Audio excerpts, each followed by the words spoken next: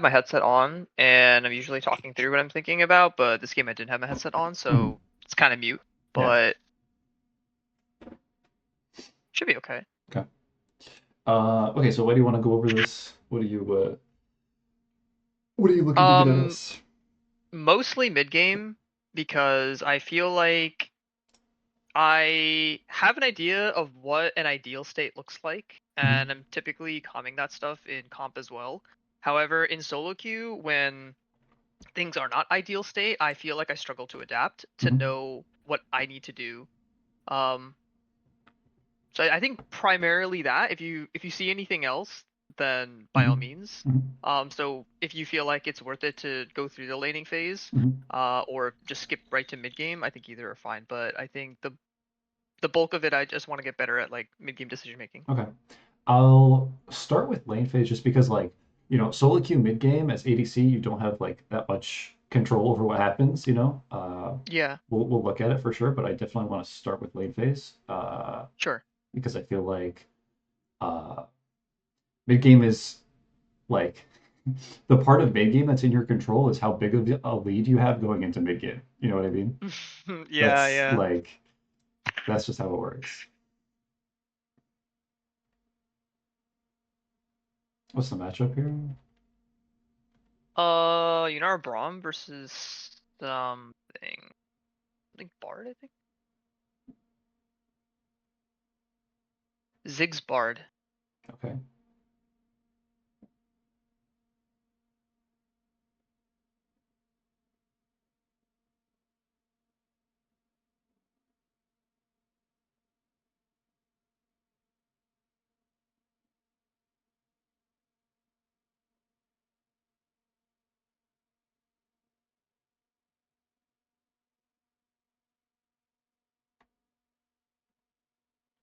I'm gonna go through a little bit of this just to see what I want to Sure. focus on. Just in case you are screen sharing, I don't think you are. Oh, I'm Or if not. Oh you're my God, intending my to. bad. You're good. I was like, he's prepping. Might be. Okay. Let's okay. Let's talk about level one. So, what do you think? What's your idea on this level one? What should happen? Um, Let me think. So my general plan for every level one is if it's not like a really bad like outrange like outpressured matchup, I want to try to push for level two. Mhm. In this lane specifically, obviously their only spells are Ziggs Q and Bard Q, and if Mhm. Ziggs is queuing me and I'm not inside the wave, then he doesn't get pushed. So that's why I'm trying to like position outside the wave. Mhm. And then Bard Q, it's like if Bard misses Q or like if I can like dodge it, then they don't really have any damage. Besides that, Yunara Braum is a really strong level one. Mhm. So I'm just gonna keep hitting the wave until Braum wants to potentially if he wants to look for something, I'll be ready. Mhm. And if not, then I can just try to get push.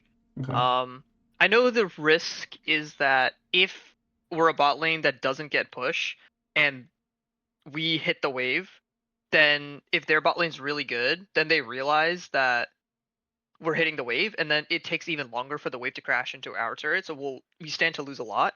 And I think if I was playing against a much better bot lane, I don't think I would even touch the wave, and I would just like accept that they get pushed, and they'll do what they want. But in solo queue, I always try to get pushed level one because I don't think people are going to play instantly correctly. Mhm. So those are my thoughts going into level one. Okay. So you're talking about like not specifically in this matchup. You're talking about like if they have winning push, like you shouldn't contest, but like you still do in solo queue because people are stupid. Is that what you're saying? Yeah, generally, Okay. yeah. Okay. Okay. Makes sense. Makes sense. What do you How do you feel think about that? your I totally agree. I totally agree. Like Okay. yeah, like I in lanes that I know I don't get pushed, like I kind of just try to gauge, at the start, like are they gonna play this correctly or not? And the second I notice they're not playing it correctly, Mhm. okay, I'm playing for push. Like, yeah. Yeah, the other thing when I think about push is obviously I think there's a couple factors that go into it, and the way that I coach it is there's both ADC and support factors. From an Yeah. ADC factor, it'll be things like range advantage and wave clear. Mhm. For support factor, it'll be like range versus melee, and like if the melee has threat, like it could be a Yeah. melee, like it could be Alistar, but it could be like Blitzcrank. So in Yeah. this case, I personally think that Yunara push is higher than Ziggs because of my Cool. Q. Mhm. But I think he can. I don't know like the exact specifics. Like if you're both like gung ho on the wave, who would win? But I Sure. think it's at least relatively even. That I don't necessarily just want to give it up for free. I know that we don't have the range advantage in the support, but Braum is a very strong level 1, and Yunara Braum is a really strong level 1 pairing. So Mhm. I'd totally be down to go for like the PvP approach Mhm. to Prio. It's like we fight them and we push them off the wave, and then we get Prio. Mhm.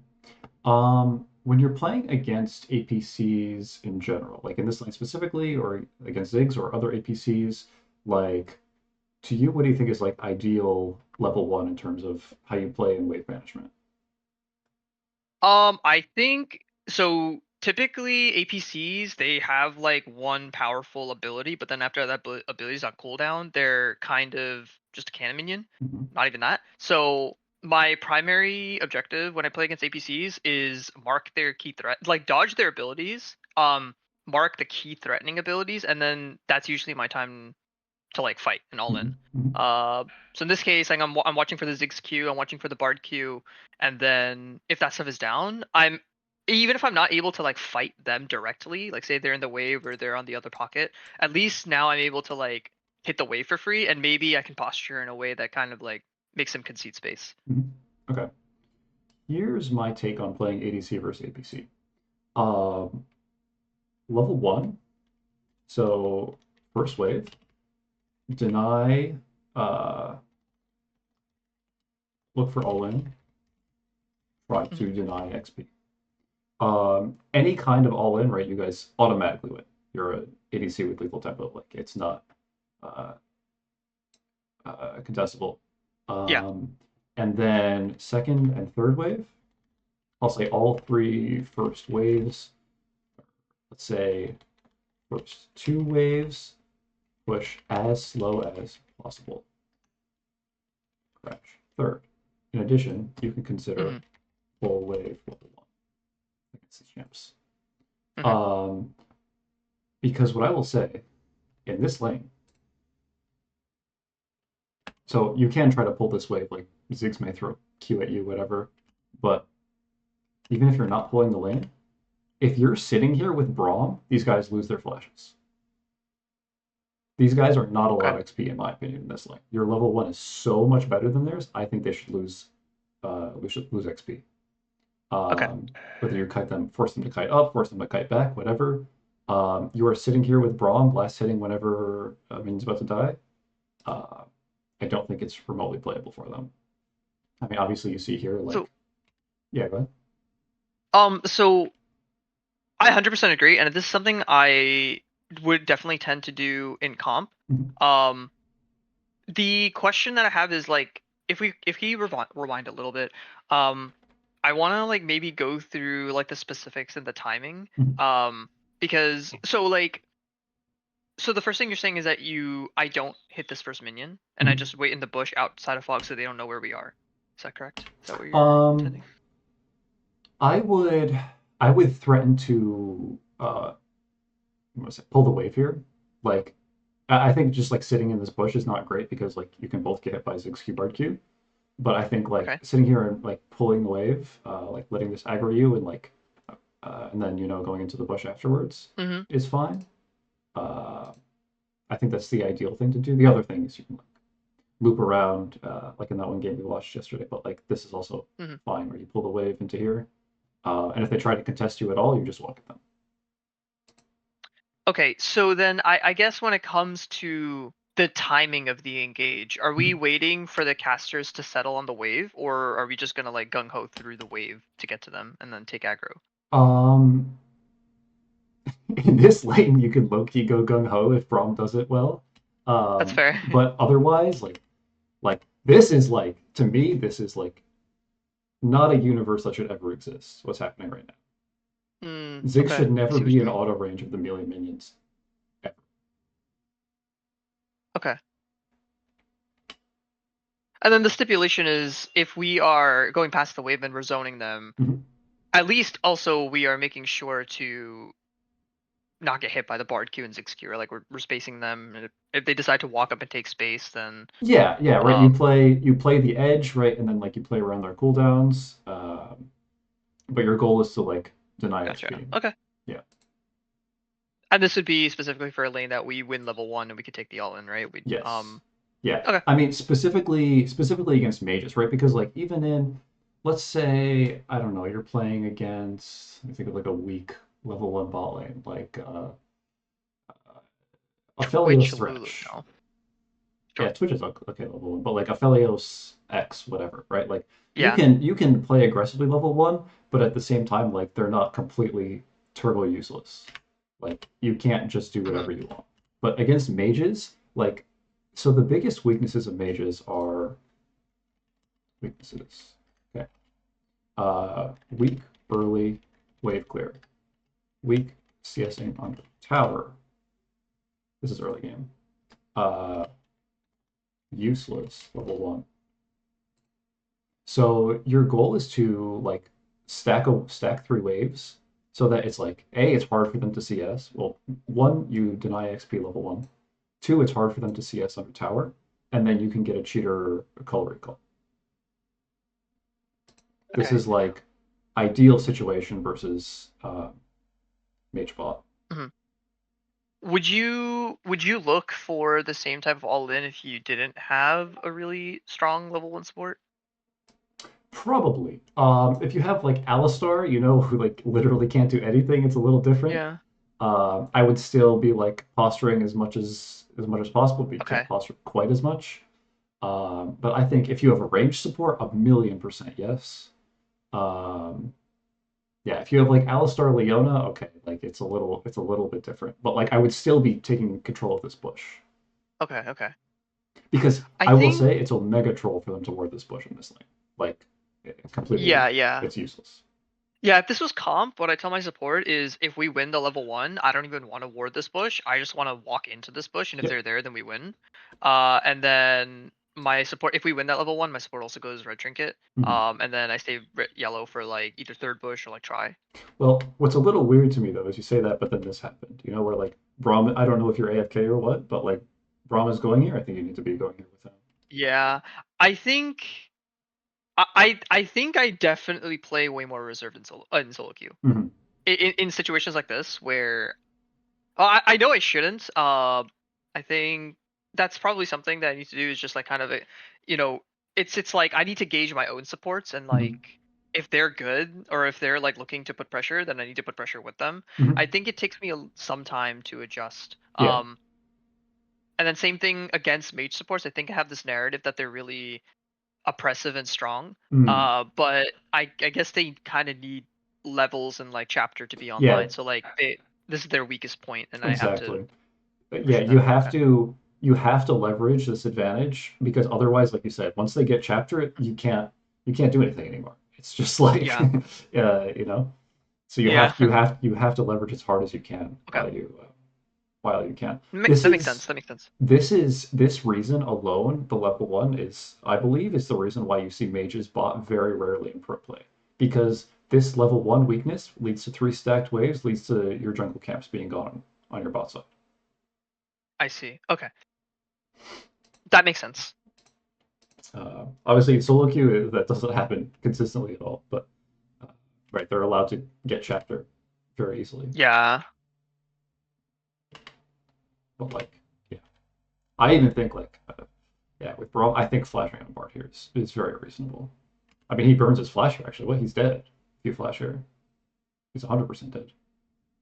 Yeah. I probably should have. Again, I think this is one of those like I'm kind of happy with where I'm at. Hmm. So I will say that part of my gameplay you might see is pretty reserved, where I take like the guaranteed small wins. Hmm. The decisions where someone else would kind of go for that play, so to speak, Hmm. are often, or at least a good percentage of the time, decisions I wouldn't make. Hmm. For me, the way that I see this, I'm like, okay, Bard Flash and they're off the wave, which means I can do my, 2 3 wave crash into cheater reset. Hmm. Um, would you say that that is like something that I would need to fix, or would you say that that is like it's fine? Yes. So like I think when you're, learning ADC, it's what you're talking about is fantastic, right? Like if you are if you get good at CSing, scaling, and you play team fights well, like that's good enough, right? But at the point where you're at, it's not. Every ADC you play against can do that. What every ADC can't Okay. do is min-max every single mistake that the enemy makes in lane. Okay. If you watch um, like Berserker and solo queue, for example, like every single lane mistake, every single misposition is punished. Every single one. Um, like like I said, because in solo queue, like especially as ADC, you have so little autonomy in the mid late game, unless you're like a micro god at team fights. It's you need to use this time to leverage a lead as much as Hmm. possible. Now, obviously, that doesn't mean take gambles. That's not what I'm saying. Like try to get leads where there's not like a good opening or something. But you should be very actively looking for stuff like this, where this in my head is a I think Bart is dead here 95% of the time. Hmm. And I would go as far as to say you should look for plays that you think are 75% because it'll also like when you go for plays like Okay. this, like you will have a better judgment of the outcome the next time it appears. That's true. I think that if this stun was on Ziggs, I would have went on him Mhm. because the value of killing the carry is higher than the value of killing the support. Sure. And I think the other thing is that if I flash onto Bard, I feel like they're going to be able to both damage me at the same time. Mhm. And then I'm not 100% sure how much Braum would be able to help. Maybe he could definitely flash Q, but I would feel like I'm in a 1v2 situation. Um, Mhm. I don't know.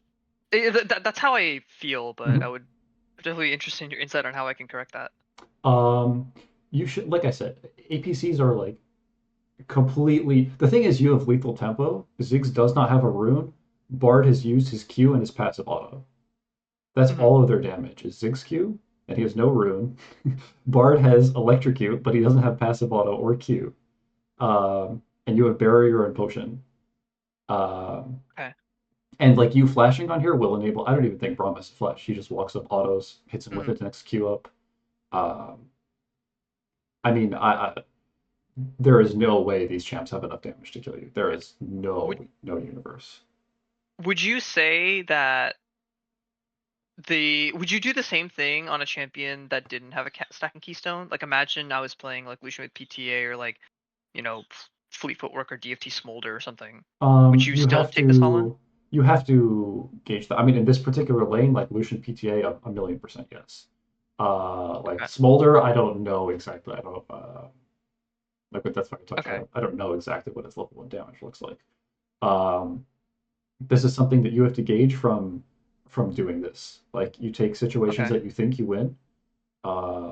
Maybe you're not 100% sure, but you think you win. Take it and see Okay. how it goes. Okay. Like this isn't like limit testing is like what I kind of said about like gambling, where it's like, Right. maybe this will work. Who knows? Let's try it. Like, no, don't do that. But what I mean is, situations that are you think are good, you take them and you Hmm. see what happens, and then like you judge because you have to have a reason for doing it. If you have a reason, then you can evaluate whether your like reason was correct or not. That's how you learn Hmm. stuff. Is like first you have a hypothesis, you test it, and then you see if it was right or wrong. Right. So in this situation, the reason why you suggest going for this all in is because well, basically we have a stack and keystone, or we have a Yes. keystone that's better. Okay, okay. So that's like the underlying reason as to why Yes. we take this. Okay, Yes. okay. That Yes. makes sense to me. Mhm. I definitely wasn't thinking about lethal tempo in this moment, Mhm. but I probably should I probably should adapt my decision making to the fact that I should just take whatever all ins I can find if they're like Yeah. if they start off good. Yeah, I mean, even when you're playing against, like first strike Caitlyn or first strike MF, right? Level one that should, set something off in your head that like, okay, if a situation happens where we're all in, I hard win, you know? Okay, okay, okay. That makes sense. So it's almost like I have to look for any opportunity to all in. That I mean, obviously, if it looks good, but like I should look to convert small windows and opportunities into all ins if it makes sense. 100% if they give it to you, yeah. I Yeah. see. Okay, okay. Yeah. I can adjust. That Mhm. makes sense. Yeah, 100%. It's about taking whatever advantage you can, and this is like level one is where it starts, like Right. this this kind of thing, if this goes really well, this dictates the rest of the lane, right? Hmm. Yeah, this is why I'm harping on spending 15 minutes on level one here because like it's really, really, really important. Yes. And the in the vast majority of your solo queue games, both sides will not play it correctly, and it has such a big impact on the game. I totally agree. I think like at some point when it just becomes like more about wave management and short trade timers, it's different. Level Yeah. one, there's like a lot to do. Like how do you go from 0 to 1? So I Yes. definitely understand that. Yeah. Yeah. Right. Like once you're at a point where you guys are just bouncing waves into each other and the supports are running around the map, like where is your? How can you flex your lead? It's like Yeah, this is a exactly. really good timer to do it. And to like if you have a weaker level one, to like play accordingly and respect the possibilities if your Right. opponent's human. But like yeah, this is I will honestly say so this is first wave here. In Yeah. my opinion, this outcome is almost worst case scenario for you. Where first wave Interesting. crash, you got Bard Flash, which is nice. But first wave crash and they've lost 0 HP, and Ziggs is going to be able to farm all of these minions. Like this is Hmm. this is kind of worst case scenario in my opinion. Okay. I definitely did not see or feel that. I actually thought that I was really strong, obviously because of Bard Flash, but because I have push and my plan is always to try to cheat her if possible. Mhm. So the fact that I can get push, and I can set up the waves in such a way that I can get like a cheater, Mhm. to me that's like a victory. Mhm. But definitely, so the adaptation is that I guess that would be good in a situation that I wasn't playing against an APC.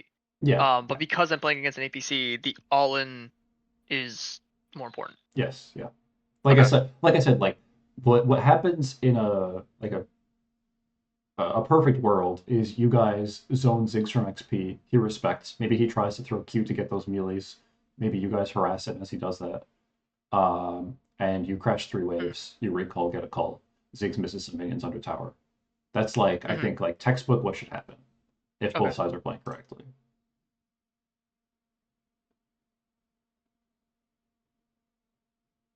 But yeah, and like if you want a cheater, obviously like crashing this first wave is not ideal, right? Yeah. Ideally you want to crash three waves. But if you are going for cheater, like what you're doing here is okay. Um, Again, like you guys are for sure hitting level two first. Like,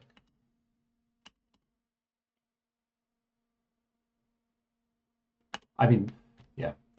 Mm, we can. I'll see how much you ping in this game, but like, I don't know. If I'm you here, I am spam pinging this guy's head right now. Like Yeah. when there's Sometimes I do, but it's not consistent. yeah, there's two melees left here.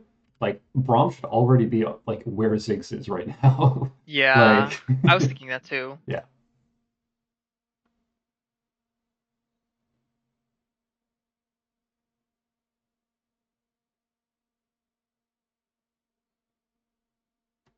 Braum still has flash as well. Like obviously, like you can't mind control your Braum into doing this correctly, but like if Braum's in Yeah. range, you just flash auto Ziggs here. Ziggs with this is flash for sure.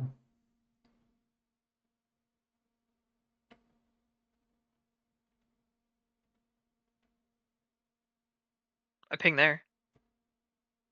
Wait, let's see it. Nice. I pinged once because he Solid. wasn't hitting. Solid. Yeah, but like now this wave, uh Loki, if Bard kills the cannon, I actually think they can clear this and reset the wave. It's very close. Yeah, Mm, yeah, they can. So now this cheater, yeah, I didn't get a. like, you have gained zero. The only advantage we've gained is Bard Flash, which is not zero, but I think it's like 20% of what we could have gained, I see. Yep. especially given how they played. Like this is not what you want here. Yeah, it definitely didn't feel good. Doubt And that they they and stayed they him get with to that. Not stay that to bad. push this wave. Oh, like Ziggs is like the happiest man in the world right now. Like this guy's like, Yeah. whew, okay, I survived first three waves against Yunara Braum, and I get to crash a wave. Holy, and their I jungler see. path bot. Ooh, I'm in the clear. I see your point. Yeah. That makes sense. Something that I've changed in comp is I tend to I always used to go call even in comp, but Mhm. then the problem is that if I go call, then we sometimes don't have bot prio because if Mhm. they instead of crashing that wave, if they slow push that wave and then crash the next one, then we'd be stuck under turret at the time the scuttle spawns. Mhm. Um, so how do you feel about call resets in general, like solo queue versus comp, like for scuttle contests and stuff like that? So usually when you want to do this cheater, like ideally it's when you're like the best time to do this is when your jungler's pathing top, right? Because then you don't have to worry about this. Okay. But if your jungler is pathing bot and wants to play for scuttle, I think you simply can't do this. Okay. Um, I And will say like in this game, for example, you can because it like realistically Braum would not recall with you. Braum would stay to kiss the yeah, crab, and then Ziggs is right? Ziggs has to recall when he does this, so it's like right. this is crab is still playable in this particular situation. But yeah, in general, like if your jungler wants to play for bot crab, you can't do this. Okay. That makes a lot of sense. Yeah. I think then, honestly, I think if that I knew that or I was aware of that, I probably would have taken the all in Mhm. level one because Yeah, then yeah. my goal is not to play it slow for a call reset. My goal is to try to create an advantage in lane. Mhm. So okay, I see some things here. I mean, the thing is, I think it's still good either way, right? So if your jungler's pathing top, okay, great, you get your cheater off. If your jungler's pathing bot, then they have you've made a volatile bot for your jungler. I think either way, like uh, as long as the level one trade is good, like uh, I Mhm. think either way you should do I it. see. Does that make sense? It does. I think it does. It does. I don't think I have the right words to kind of articulate what's in my head right now, but it does make sense. Okay, okay. Yeah, in solo queue you can still do this if you want, but like because it's about your resources, not your jungler's That's resources. But that's definitely what part of my decision making yeah, process. It's yeah, like I don't know how this jungler is gonna play, yeah, so regardless of what's going on, I'm going to yeah, cheater reset if I can. yeah. But in comp, I have started to realize that it is having a cascading negative Yes. downside. I'm like, Yeah. okay, I need to not do Yeah. this. Like I said, the other thing that can happen here, as well as if you do, Giga Chunk them and you successfully crash through waves, you can spam ping their blue buff or for a dive. Like this is Yeah. yeah.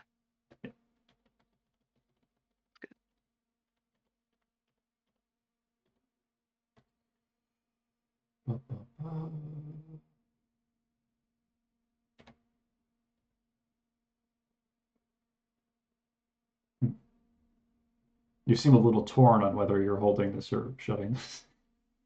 Uh, I I don't think I've wanted to crash this. I think I've always wanted to slow push. But then no, you're actually no. I But see what you but mean then now. you're throwing Like, some free autos at it. it's weird because like I want to make sure that I can get to a fight if it happens, but I don't also want to leave my lane in a bad state. Like I don't think I'm needed right now Mhm. because Ziggs and Bard are reset. But at the same time, the jungler could show up, Bard could show up, like mid prio that we don't have mid prio. Like if I could be there, but then if I wanted to be there, I don't want to leave my lane in a bad state. Right. So would you say that I guess like the thing that would have the least risk is probably just crashing this wave and then rotating. You I think so I don't know exactly Yunara wave clear. Like if you can you crash this wave as Yunara? Is this like possible? Next waves in base, yeah, I definitely can. Yeah. So I mean that is a play to like walk to this crab.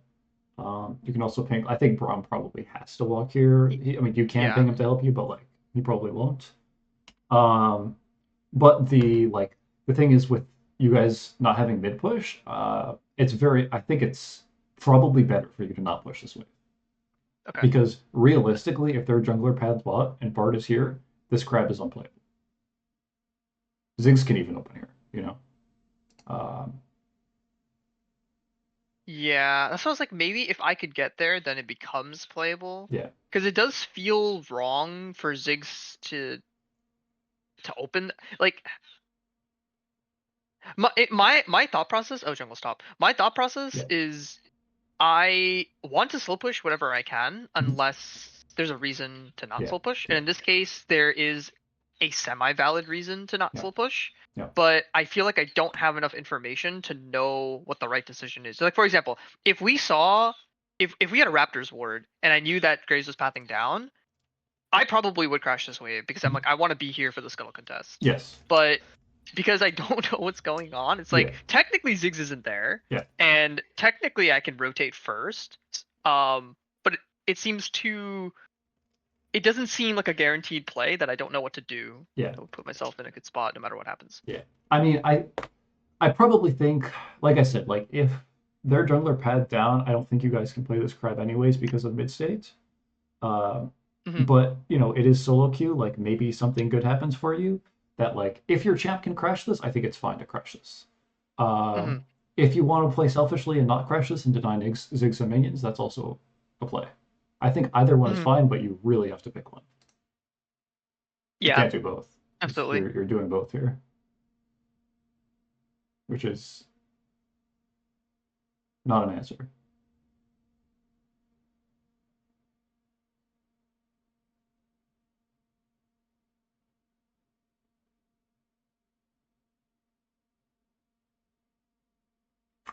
Because so let's talk about what's like your at this point. How do you get an advantage in this lane?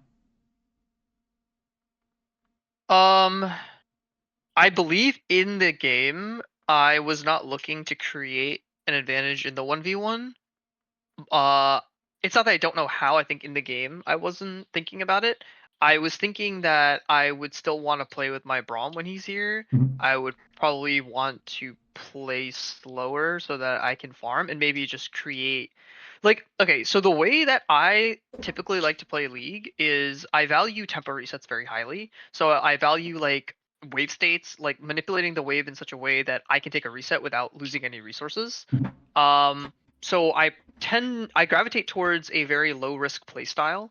I probably don't take a lot of fights Mhm. unless there's I don't. I feel like it'd be quicker to look at the fights I do take than the fights I don't take Mhm. because that will tell me like the triggers that make me feel like it's good. Mhm. So in this case, for example, I probably the only okay in this matchup, if I was a 1v1, you'll see me actually try to do some 1v1s later.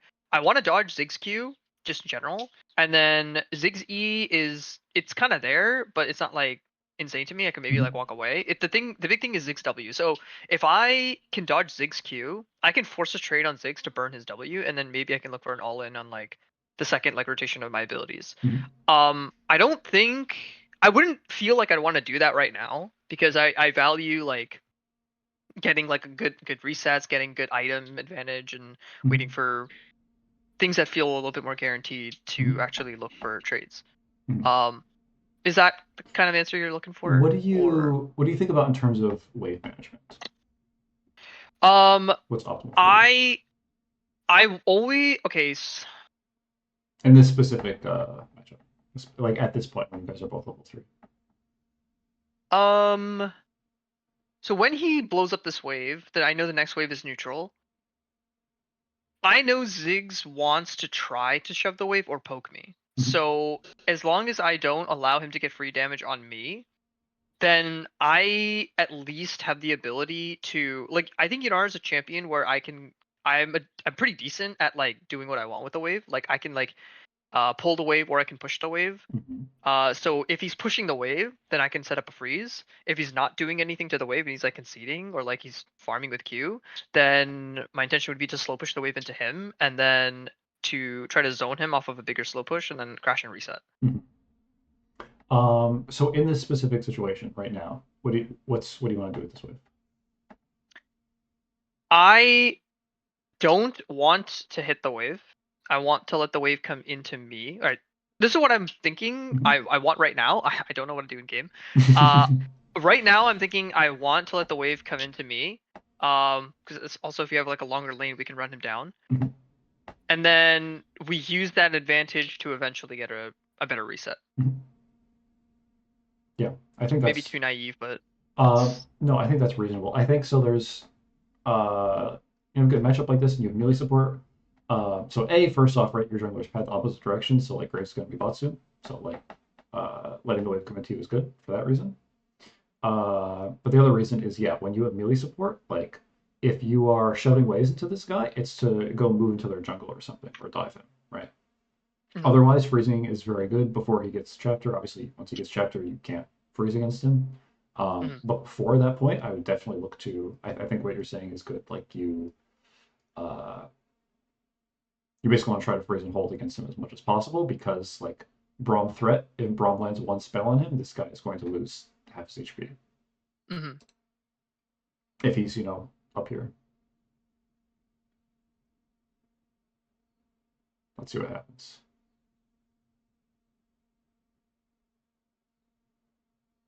Okay, thinning the wave a bit is good. Yeah, this is good. Fantastic. See, this is how level 1 should look like. Right? This guy, when he needs to Q the melee minion, and you're here, this guy is going to die. Yeah. Now in this position, right, I don't remember exactly when Gray's left top. He can be behind him pretty soon here. But like this is what level 1 should look like. This guy should die. In like the level 1 situation. But yeah, exactly. This is like what does he do? Yeah. Seeing it.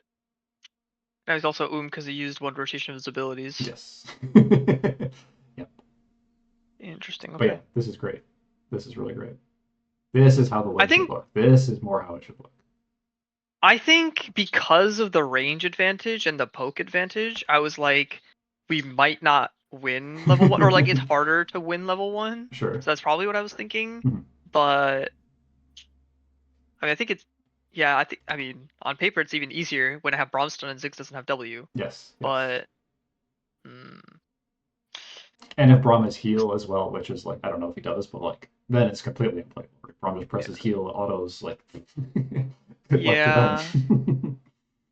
Okay, so I think I definitely think a lot of this comes down to I think comes down to for me it comes down to two things. It's one prioritizing call reset like almost to a fault, and then not having enough experience into APCs.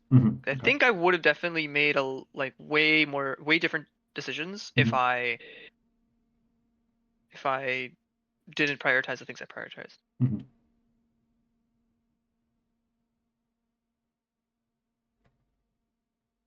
That makes sense to me.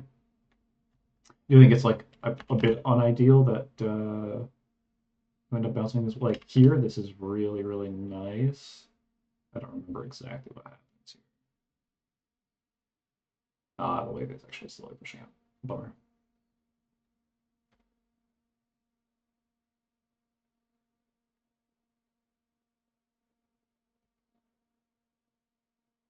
Are you thinking of calling for like a play or like a dive instead of resetting? No, I'm thinking of like that you guys could have been like holding this wave forever against the Ziggs. Oh.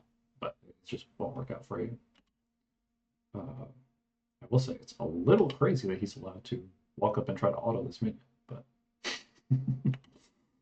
and this guy has literally 0 mana. His autos do 40 damage each.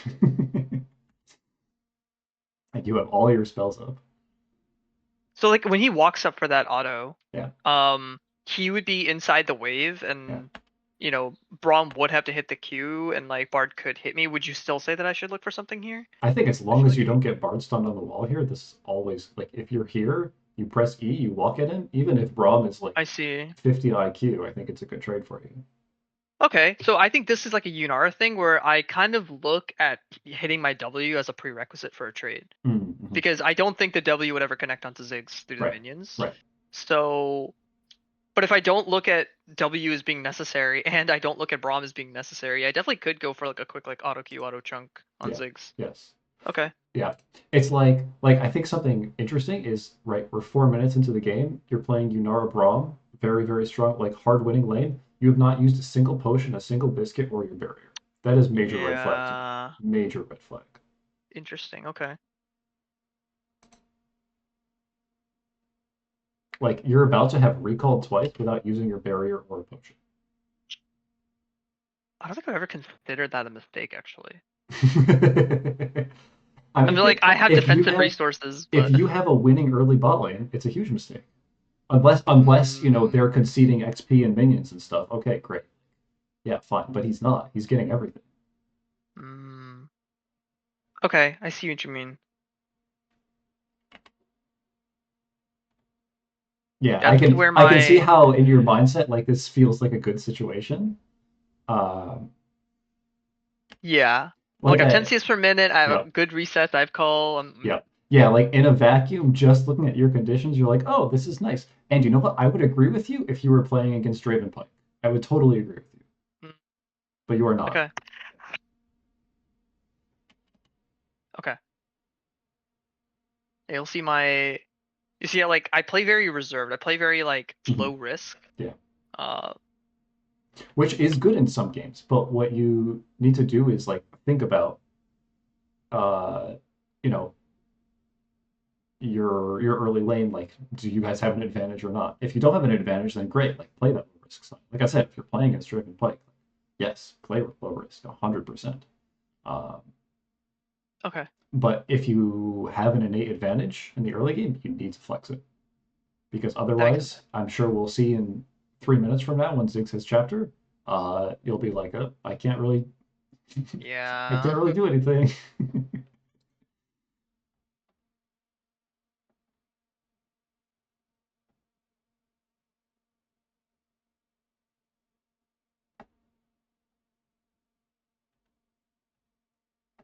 Yeah, you have to ping Braum to not hit this minion. Yeah, I thought that too. I didn't think he would. He just he just full Yeah. combo the cannon and left. I'm like, oh well, rip the freeze. Yeah.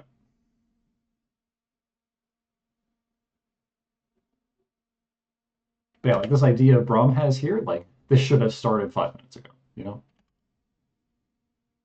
This is Hmm. yeah, I think you get the idea, but so like from a I just want to think about the best way to like uh phrase this from like a level one. Mm, let's see, like pre-game evaluate what winning lane looks like when what timers you win, what timers, right? Because like on Yunara in a lot of lanes, you don't win until level 6, right? So it's Hmm. like you need to play this passive style until you're level 6, and then a switch should turn on, and you want to punish them anytime they disrespect you. Hmm. So it's important to think about this pregame, and then like a execute and like so. Let's say execute on these timers and ping your support on these timers. Because most of the time, your support does not know these timers. Yeah. Does this make sense? Is this like the right Yeah, it idea? makes sense. Okay. Hmm.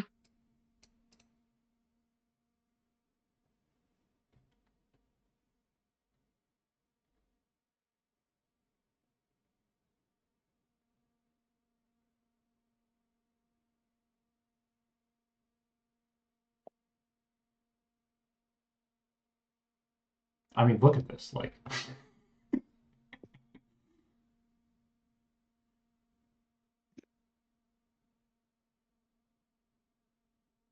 a bit sad you haven't pressed Mm. regular still. But Yeah, I was gonna say in this moment, I felt really bad because of how much damage I took. yeah. I don't think I considered the fact that I have I don't know how much extra effective health, but I have a lot of extra effective health to Yeah. work with. I mean, I would flash on Ziggs here instead of dodging this Q. I'm not gonna lie. That's psychotic, but I see it. Like, you have barrier. He has TP. You have How much? three biscuits. If I have 3 biscuits, like roughly how much HP would you say that gives me? I don't know off the top of my head. I want to say like 150. Let me see. 3 of them combined Let's is get 150? Wiki. I could be wrong. They permanently increase your max HP by 30. Oh, that's all it does. What? Oh, no. Okay. I was looking at the wrong thing. Total biscuit. 20 plus 1.5% of your max HP based on your missing HP. That's a lot of For a math. maximum restoration of 40 plus 3% of your max HP. So your max HP is 1k. 40% of that is 40. So, uh, wait, 3% of that. 3% of that is Like 30. So like 70. 30. So So, okay, so 70 per. so like 210. Okay. And then the 210 health puck over is like those what, like 20? 15 seconds. Right. Health potion So then is, it's like 120, right? yeah, 120. So then that's I mean, that's 3. 500 HP. That's 400 HP. Yeah, that's Yeah, like doubling my HP. yeah. Holy shit, double my current HP. And Okay, plus okay. barrier. And this guy doesn't have barrier. Yeah. Hmm. Like the reason I think this is good is because your jungler's here, right? Like I think all of this is really good, right? Like you're with your jungler right behind you, and you have vision here. Like all of this is fantastic because Hmm. you want to make this as volatile a situation as possible, Right. so your jungler can come dive or clean this up. Because the other thing is, Yeah, you should flash on this guy, 100%. yeah. The other thing is, now that I'm seeing, I mean, I've never seen the game like this, but like now that I'm seeing it, I do look at my resources as a. So in some world, I like to reduce volatility in lane, Mm-hmm. and I like to play like waves and Mm-hmm. like resets more. I like to play like the non PvP stuff more than the PvP stuff. Mm-hmm. So the resources that I have are I look at them as ways to, if the enemy wants to make it volatile, or if the enemy wants to be aggressive, then these resources allow me to kind of like buffer and keep the lane like as like neutral as possible. Mm-hmm. Um because I think the only like subconsciously I think like the only trades that are good are trades where I don't lose any HP, and I don't want to like take trades. I don't know, like sometimes I do, but I think at a baseline I tend to choose to not fight, Mm-hmm. and I don't know how to break that Yeah, because that's yeah. like. So I'm sure, like I said, I'm sure that mindset has gotten you pretty far, because like this will, get you pretty far when people just like do dumb shit for no reason, or take trades for no reason without Exactly. thinking about it. So like it's like I said, I'm sure this has gotten you very far. Now you need to start evaluating when what you're saying is bad. So like my question to Mhm. you is when do you think it's good, it's advantageous to you to create volatility in your lane? I could probably give like good answers, but I don't think that I would be executing on those good answers in game. Like I think like the knowledge is definitely something that I feel more confident providing, but gameplay wise, I think that's like a different hurdle. Or like it's more like not your brain, it's like your instincts that are at work. Mhm. So I would say like if your jungle's pathing to you and like your jungle's like in the area, that's a good time to make the lane volatile. If the wave is slow pushing out, you also want to look for like trades, because then if you can crash the wave and then reset, they have to stay in lane with like low resources and try to push out the next wave. If you have some kind of like summoner ult advantage or like cooldown advantage or something like that, that can Mhm. make like the trades like more advantageous for you. Like if they have a numbers advantage because like the support's not there, or like either mids roaming and stuff like that. Mhm. Um, is that what you're looking for, or are you looking for more like? Um, yeah, so like what you said is correct about like jungler padding to you. Mhm. This is absolutely correct. When trades are generally favorable, right? Like if you guys just have better stats or better, stronger abilities at that stage of the game. Um, Mhm. item advantage. This is The other thing is if you sustain.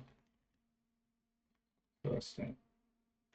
Right? If you have Nami support, they have Lulu support, and you guys take an even trade, it's winning for you because you sustain them. Right. Okay. Yeah, I think these are like the bad timers. We're pathing away. Enemy block. And be left side. And like, I think the rest of it is like obvious. If you don't sustain, if you do not sustain, if you don't win trades, obviously it's bad too. Yeah. But this is also, I will say, some advantage. Right? These So are like just everything. all the things to consider.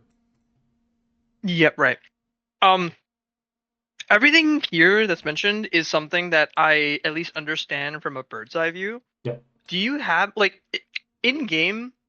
It feels like using this as the reason to make something like to start something myself. It doesn't feel strong enough because I still feel like there's ways and worlds where I would still lose. Hmm.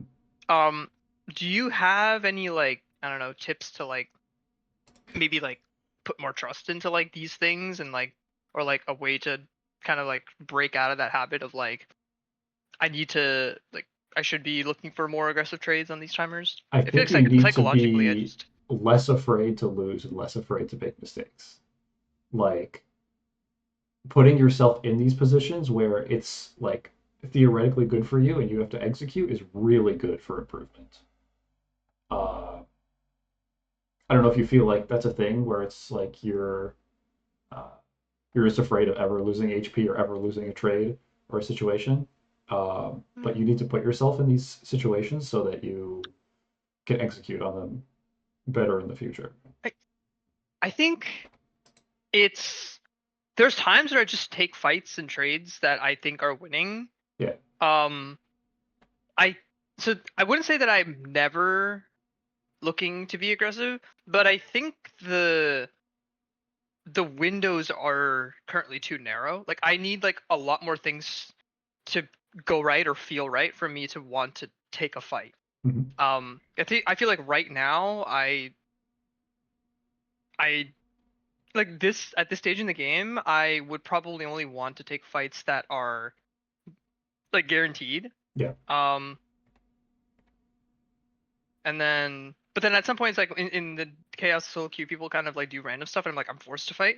Mhm. Um so so yeah, Um, I don't have a great answer.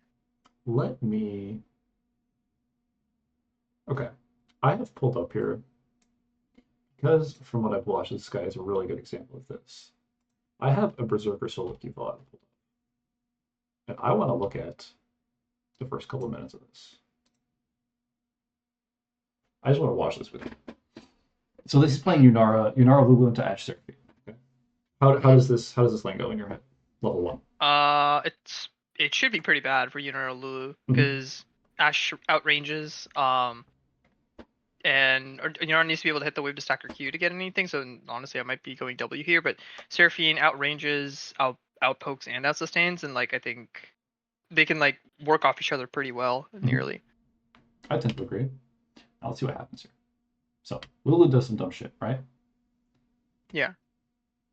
Now what he doesn't do is just back away. What he does is auto space wherever he possibly can. Right? He knows Ash has no W, Seraphine has no E. He's auto spacing when Ash hits the Lulu. Even though this is a bad situation, he's min maxing the trade as much as possible. Hmm. Fine. Very, very good.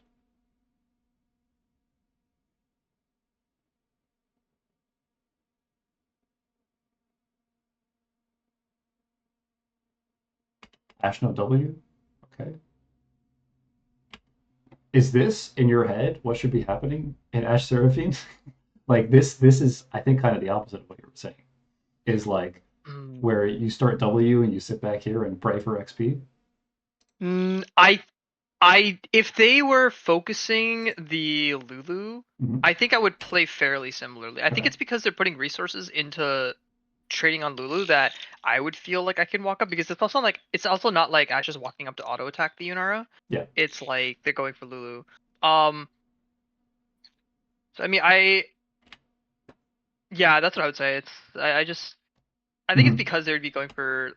I think I would do something similar to Berserk. I don't think I would take that trade though. Maybe or I'd feel very like pressured to take the trade. I wouldn't look at this as an advantageous situation for me Right. when I'm like. I wouldn't look at this as like, oh, this is so good for me. I'd be looking at this as I'm trying to get out of like a really bad state here. That Yeah. it might result in the same actions. Mhm. And then from this point, because the Ash is that dodge on the E was really good. Yeah. I think because of that, he like I would probably just sit top pocket and just not even try to bait the Seraphine E. Yeah. Uh, but once Seraphine E is down, or like if I'm able to stay away from like Ash auto attack range, I think I would do at least something along the Mhm. same lines. Mhm. I hear they're just full sending on Lulu. Yeah. And I think this works like because of this. Like even here, this was really crazy to me. So he dodges the Seraphine E. He gets an auto off on Ash and an He auto off off on on Ash. Seraphine. Yeah, Like this that's is crazy. crazy. And you will not. The thing is, right? Like I don't expect you to be. Honestly, this is like insanely smart, right? I don't expect you to be like doing this. What I expect you is to put yourself in situation like understand like start putting yourself in situations where you have to do this because you won't learn how to do it otherwise. Hmm. Like try to min max and squeeze what you can and understand that you will fuck it up sometimes, but this is how you'll get better at it. Gotcha. Does that make sense? It does conceptually. Yeah. I think in practice, I feel like I don't yet have something practical that I can just look at Mm-hmm. as like, if I do this, it's success. If I don't do this, I don't have success, because I think there's just still too many variables. Mm-hmm. So I definitely understand what I need, the route that I need to go down. But Mm-hmm. if there was something practical I I could think push myself to I do. think this is like the a good first step is like making sure that you have a plan for like what you can min max in lane. Like think about visualize the lane in advance. Like, okay, like hypothetically, how does this go? Where can I capitalize? Like what might they do wrong that I can capitalize on? Hmm. And and then when you see this, execute it. And then like again, after the game, evaluate whether your like hypothesis was right or wrong. But first you need to develop an idea of what um, where you might be able to eke out advantages before the game starts, before the lane starts. And Okay. like literally just make this plan for literally even just levels 1 through 3, right? Okay.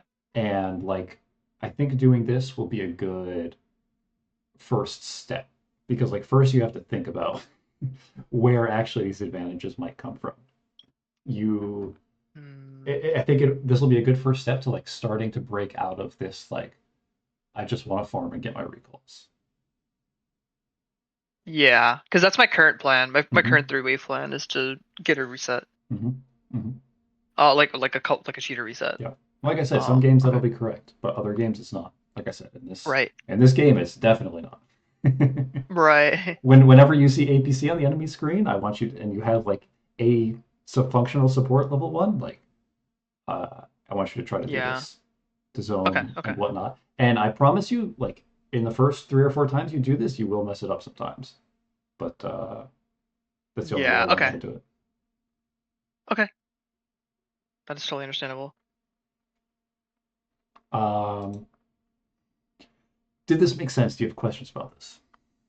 Everything makes sense to me. I think that I would probably. I would want to make sure that my plans are correct. Mhm. Because I think if something goes wrong, if something goes wrong, how would Mhm. I dissect if it's an issue in my plan or an issue in execution? Well, after the game, look at it. See if there is something you obviously executed incorrectly, or if you didn't execute incorrectly, then evaluate what was wrong. Okay. What was wrong in your decision making, right? Was it because you thought you have, like, for example, let's say you took a level one because you have lethal tempo and they have PTA, right? Did you like misjudge the advantage of lethal tempo versus PTA? Or did you misjudge how strong your support is level one? Okay. Or did your level one plan include like your support going demon mode or 1v9? Like Okay. um, Okay.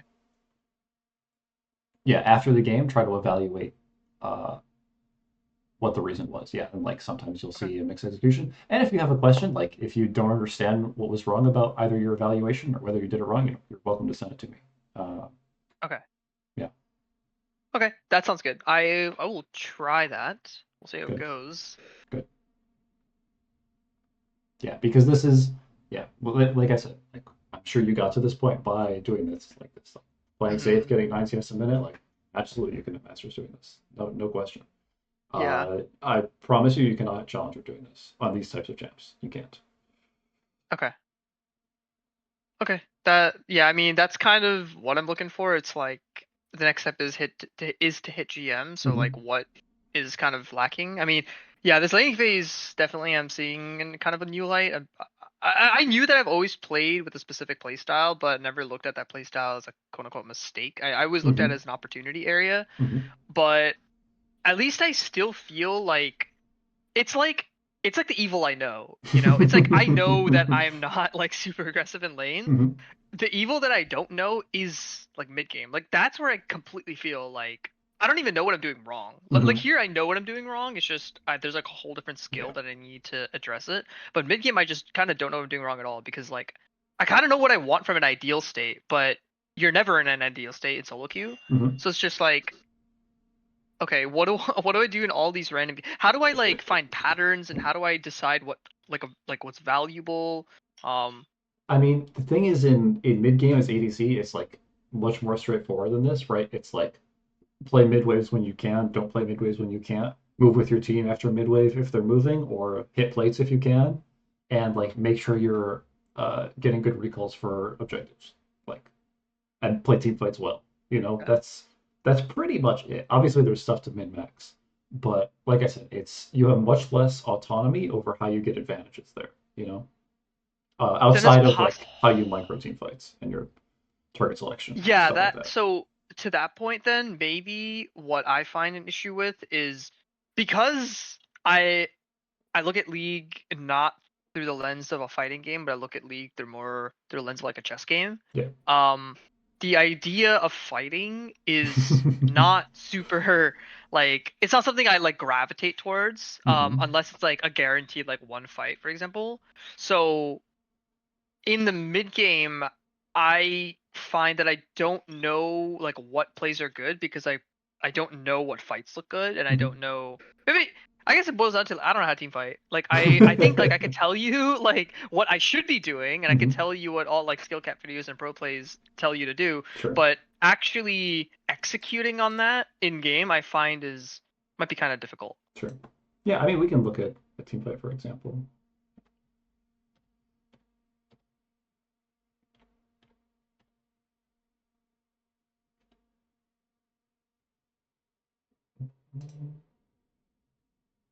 I would be interested to hear what you think I should be doing after every mid wave in the mid game. Like Hmm. if you think that like it's going if that's what I should do, like what things I should be thinking about. Because I think like part of like of all this is like, you know, after you get a mid wave, you should look at I mean, I think a part of it is like what fights look good on the map and then you move to that fight.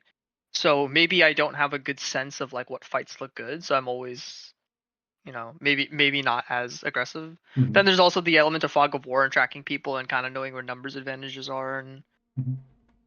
I mean, this is all so correct. yeah. Like, you collect a wave. This is kind of what I talked about yesterday. You collect a wave. You guys get some vision bot side. You get mid push, and then you make a play. This is textbook good. Okay.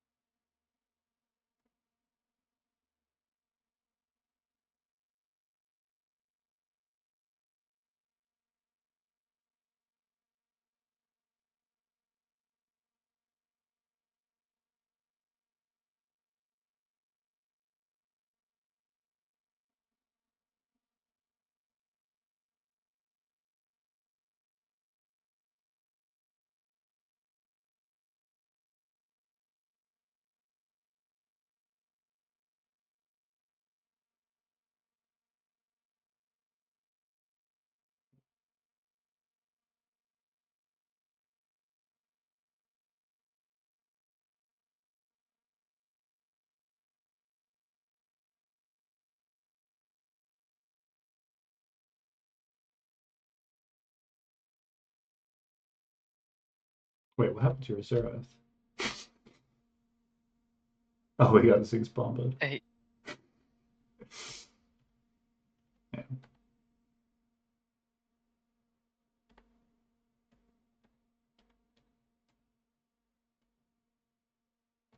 I mean, that whole sequence was like fine.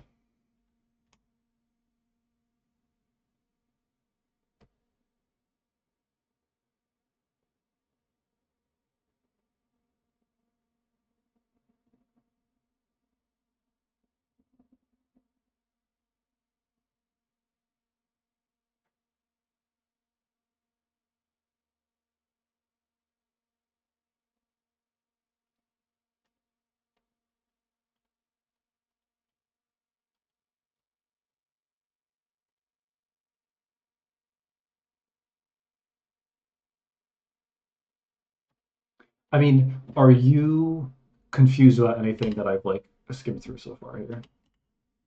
Because to me, this is um, all extremely straightforward and all makes sense. um, I think the, I think maybe the questions I had are probably after this point. I think it's probably just how do I describe this? I feel like the decisions I make, they're not taking into account enough information. Like I don't think I'm very aware of like, my side lane state. I don't think I'm very aware of like, my teams, like if they're recalling or not. Like Mhm. um I don't think I'm aware of this stuff when I'm making my decisions, but it just kind of like ends up working out because I'm not ever like at the wrong I don't think I'm ever like, or I'm not usually at like the wrong place, but it doesn't feel like because I'm there, a play is about to happen. Like it always feels like I'm just like reacting to my team starting a play or Mhm. like moving around the map rather than being the reason why a play can start. But is that like the wrong way of thinking? Like, should I not be trying to be the play starter on ADC? No, yeah, I absolutely not. I think like your current Okay. mindset is correct, where it's like you play the midways you can, you play the midways that you can really hard, and like you move to, especially in solo queue, like you move to whatever side your team decides to play on. Like that's it. Does that mean like I don't really have that much control of my team's macro? Of course, as ADC in solo queue, you have zero control. Okay. Okay. Maybe Unfortunately, I needed to. unfortunately, you cannot as ADC in solo queue, you cannot use your teammates like chess pieces. That's just I not how it see. works. Okay. Maybe I just need to hear that for my own sanity then. No, you Wait, just can't. can you go back before I rotated to bot on the sequence? Wait, why am I here? Yeah, that's I'm not sure about. I was gonna say because I saw there was a play top. Like anytime I see a play happen, I'm like, why am I not there? And Hmm. it's like there was probably some reason why I wasn't there, but then it's like, is it even worth thinking about? Or like, is there something different? Like, why was I not here? Or what was I? I mean, I'm not sure why you go black, but this is a little strange. Oh, I think it's because I wanted. Oh, I just came off a reset and I went for a red buff. Right. And then I think I And then saw you're clicking midway mid, was high, and we didn't have vision, and they just took Baron. so you want to take your away from your Zerath? So should I just like take the wave low at like the tier two? um, yeah, like I mean, Because like the thing is, like walking here is like not like realistically, walking here is not horrible because you can't touch this. I the mean, midway, right? now you can touch them. Yeah. Realistic. I mean, there is Bartle. Like it's not easy for you to do, but like Yeah. for example, when you have nothing to do mid, like hovering Xerath while he's taking this wave is good. It's really good because Oh, you I have just no can't waves take to the take wave. mid. Yeah, exactly. Like, I think you taking this wave is Oh, okay, goofy. okay, okay, okay, okay, okay. Uh, What but if at the Thales same opens time, mid? it's well, yeah. At the same time, Xerath opens mid because you go bot here, right? So it's like you kind of have to mind control your Xerath a bit and like Hmm. stay mid bit It looked like he was walking mid even after while I was clicking here. mid, I mean, you can pick it but off. I don't know. I mean, I see your point. I definitely see your point. It's not something I typically consider. It's like, I don't know, as an ADC, I'm just like, whatever wave I can get is mine. Yeah. Like, if you're not there, that's your fault. And if for same thing, it's like if I'm not there and you take my wave, it's like, yeah, that's Yeah. fine. That's your wave. I Like, mean, I wasn't there. like theoretically, honestly, like this is not awful what you're doing here, like especially Okay. because Viego is here, but now Viego has to go to his top camp. It's not, you can't be here anymore. You have to go mid now. Is the thing. Yeah. Okay. Yeah, like I'm like I also don't want to push too far past this because they just Yeah. did Baron. They have Baron Yeah. reset. They Here you go mid. could be looking. Like this is not. Okay. This Okay. is. I honestly don't think this is egregious at all. Like this is fine. Okay. Good, what you did. Is it like technically correct? I'm not sure, but it had zero impact on the game.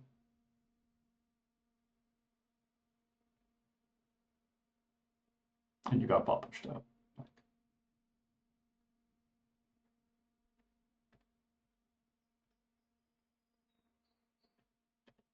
And they've got nothing with their Baron. This is all. How often do you say that trying to fight when the team is looking for a fight before mid prio? Like, let me rephrase that.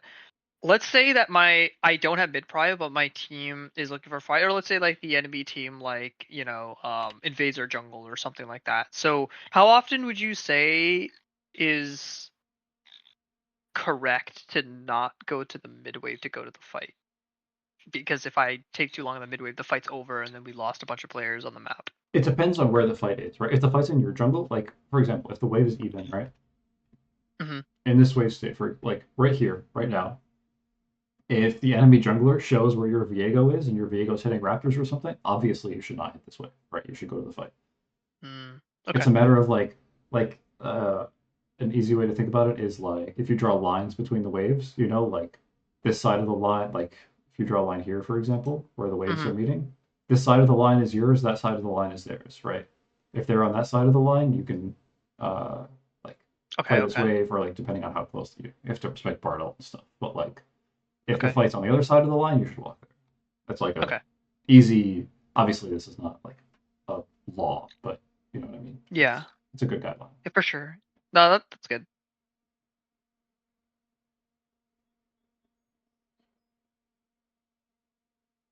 But it's not. It's definitely not like fuck your team, take every mid wave. Like no. Yeah. It just depends on where the fight is. You know.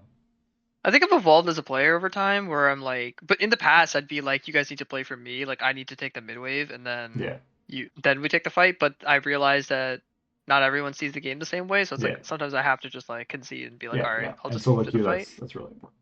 Really, really important. But yeah, this is all great.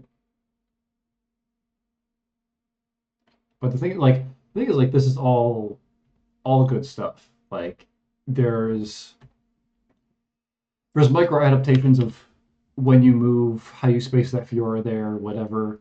But like I said at the Okay. start of this, like you have much more autonomy early game, much more autonomy. Mm-hmm. And it's like the way you have autonomy is if like whatever, where's that fight bot lane? Like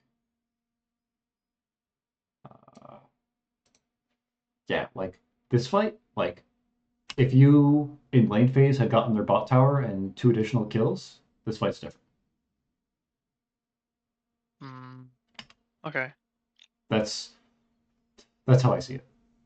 I would not have made that connection. It's like this fight could have been better if I played Like better in Bard's laning phase. exactly, yeah, Bard's dead, 100%. Like Interesting. Okay. and Ziggs is also weaker, right? Maybe this Ziggs bomb doesn't kill your Zerath, right? Like that's how League works, right? It's a snowballing game. Yeah, there's comeback mechanics, but like the snowball Right. starts level 1. This is why like I don't know, first 3 levels, like you'll even talk about you know like a Lois, the Yeah. top lane fundamentals guy, right? Like everything he talks about is first 3 waves in top lane. That's like 90% of what he talks about because it decides how the entire top lane goes, you know? Like Yeah. and that decides how strong you are at fights, you know? Like Mm-hmm. that's just how it works. That makes sense. And if it's like if you're playing Riven into whatever, some useless top lane level 1 champ and you don't abuse the fact that you're broken level 1, you're gonna be a kind of useless champion. You know? That's Yeah, yeah. No, that makes total sense. yeah, okay. But yeah, your mid games ideas are good. I think they're very solid. Okay, Like you said, cool. like, you shouldn't be. Listen, if you start picking up Neela, okay, we can talk about you starting fights. Okay, but like, you're if you're playing Yunara, Kaisa, whatever, no, you go to where the fights are and you execute them as well as possible. That's it. Okay, that makes sense to me a lot. Could we maybe close out the game, like, see how the game turned out, and then Yeah. just because there's like some things that happened towards the like later part of mid game, early part of late game, Mhm. and then like also the way that the game closed out. If you have any thoughts, I'd be Yeah. interested to hear.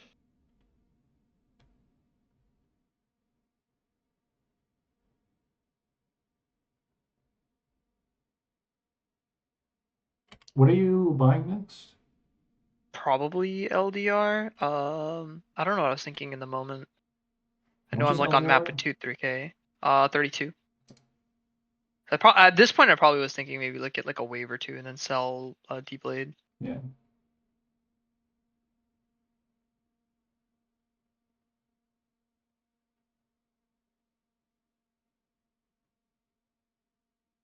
Your Zahen is Oh, that's dead. I didn't realize your Zahen is dead. When did Zahen die? Oh, he got TP'd on the bot. I would rotate top here. okay. Your team just like the thing is they just like I don't know if they 5-man bot or whatever, but you're not allowed to touch this next mid wave. And this top wave, there's like supers and nobody can be up here. I'm not allowed to touch to the next midway because they're not bot anymore. Yeah, exactly. Okay. I mean, Bard's moving up, Fiora's moving up, Graves is moving up, and it's 4v5, and you're Xerath's in base. Like I wonder what I do this is next. this is literally a 3v5 right here. I think you're dead. Yeah.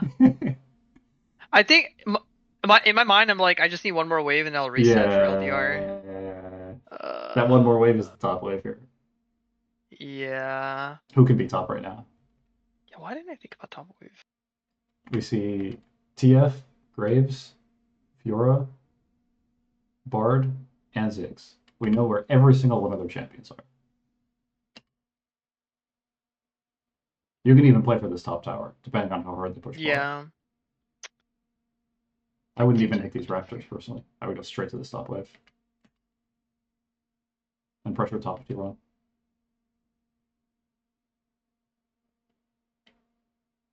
Maybe this is like an ADC, so I have to hit mid waves only thing, but Probably. this is a really good And like, opportunity to go side lane. When they make a play like that's this, something like go catch a wave side. that's definitely something that I have started like I started to do more like when I was playing Kaisa, Mhm. where I actually like being inside because I like to duel. Yep, yep, Um, and also like I feel like I have a lot more agency inside lane. yeah. Um, because like I can like push and pull, like I can pull people to me, and like I can like move away, and if they do try to fight me, I'm usually taking two. I don't do that with a lot of other AD carries, but I also say like this is a little thing, but I also think generally buying GA from behind is bad okay. because like you just need Even to if buy as much damage as possible if you're behind. right, Because if you die in a fight, is your team going to survive for your GA to come up? I don't think so. In this game, yeah. I guess I thought that it might be playable. Like, I mean, just in general, right? Like you want defensive items when you're ahead, and you want offensive items when yeah, you're behind. Like, just as a general rule. right.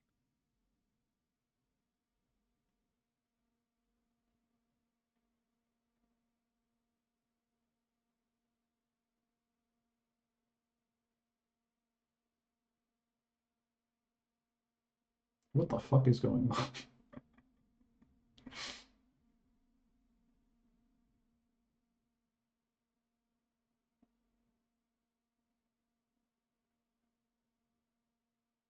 Yeah, I have no idea. TF just ulted on top of the Zerath to stop his ult. That's crazy.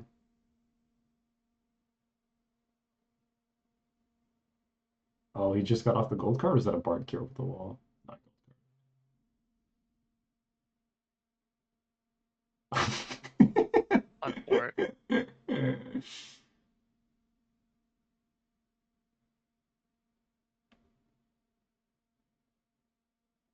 Oh my God, what a fiesta. That's what I'm saying, man. It's like, yes, obviously you can play these situations as well as possible. Like, there's so much bullshit that's gonna happen. You just need to have the best situation for yourself as possible. What the Yeah. fuck is going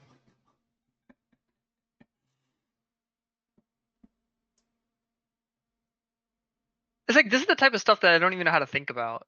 But yeah, Like other stuff, I'm like I can kind of have a sense of like right and wrong and like what should no. happen and No, what I can do the thing is, differently. at this point in the game in solo queue, it's just group and play space as Mm. well as you can. You know? What would you say like the threshold is where you just start to group more? Is it like an timer, or is it like a minute in game timer Uh, combination? Like structures on it's the map, because right now we only have mid T1 as the as our yeah. only structure. I mean, it's a feeling thing. I mean, it's like Baron Okay, time, soul time, that kind of thing. okay. No, I think I get it. Like, I just don't know if there was like Yeah. something that I can look at. But also the thing is, like, as ADC, like, your team will be grouping around you, generally. It's like, they'll be Mhm. grouping mid, usually. So, it's like, Do you you got ever like play like side turrets? Like in, I feel like in comp, I would call for well, if there was no Draco, but like, or we can like set up like bot control for like a bot T1. But do you like ever like I mean, play yes, turrets in but it's solo queue like, with I Baron? was talking about yesterday, is like, it's after you get two mid waves, you know? Then you 100% can. Mhm. Okay, Uh, but it's always mid control into side lane. Never right. like, pretty much never. It's side lane first. What the fuck is going on? So your bot wave is completely doomed. So you guys are 4-5. And that's not on me, right? I just have to kind of like deal with it. Like what, That you're like it, 4-5? yeah, kind of like if our bot wave is doomed, like Zahen's not here, then like how, what do I do about the situation if my team wants to fight? Am I supposed to like be here at this disadvantage Yeah, to fight, or yes, 100%. You just have to play this as like I reserved see. as possible. So you would say that a part of ADC is if your team wants to fight some dumb fight, I do kind of sometimes need to be there Yes. and just do what I can. Yeah, you just need to play it to not die. Okay. Nice.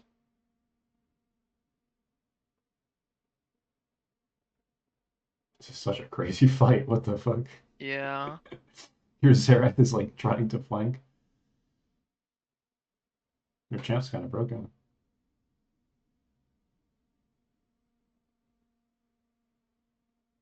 Okay.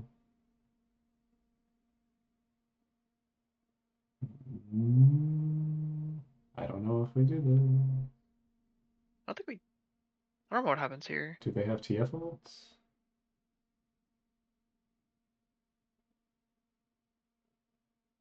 I don't like being here. This guy died.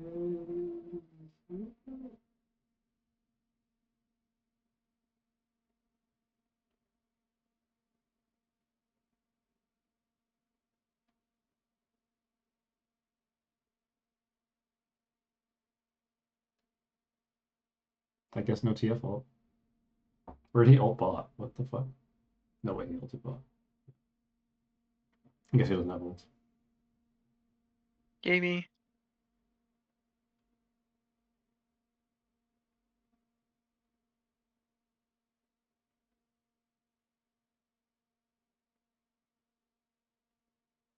Does Zen have TP? I do not know. That's We probably important should. information.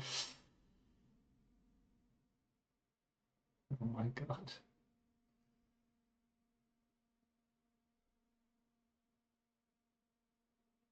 So like I reviewed this myself. I had basically two thoughts. But I want to hear what you have to say or what you think about this. I think, my opinion, I don't know TF all timer here, but in my opinion, the second your Viego presses B here, you press B. Okay. Like, obviously, this situation, you like mechanically play this well, they mechanically don't play it well, it works out. But your Braum is 1 HP, your Zahen is bot, I don't know if he has CP or not, and your jungler's in base, and they have 5 people up, and maybe TF ult. Okay. Um. So then through the contextual lens of I tend to not fight. Mhm. Um. I did choose to fight here. Yeah. Would you say that that's like good because I usually don't fight, or would you say that's bad because I should not have fought anyways? Can I ask why you fought here? Do you remember?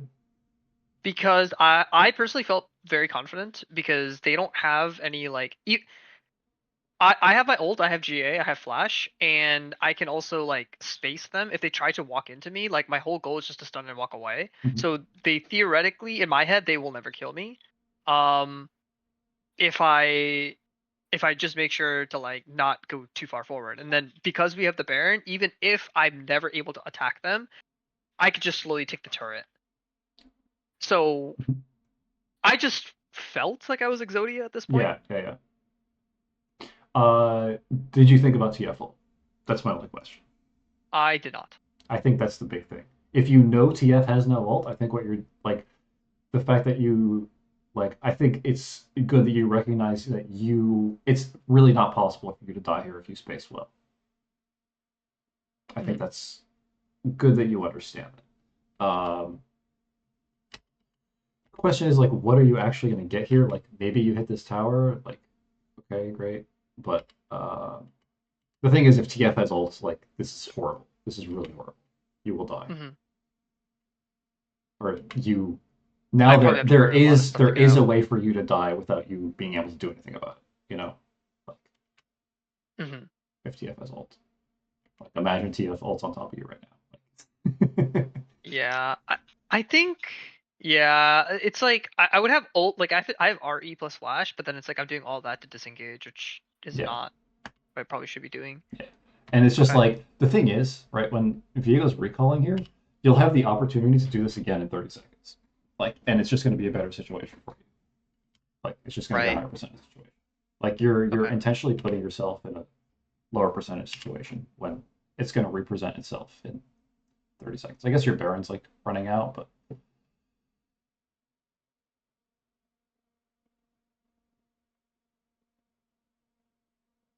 yeah, I don't love that you're putting yourself in a, like I said, a lower percentage situation when a higher percentage one Mhm. is going to appear in 30 seconds.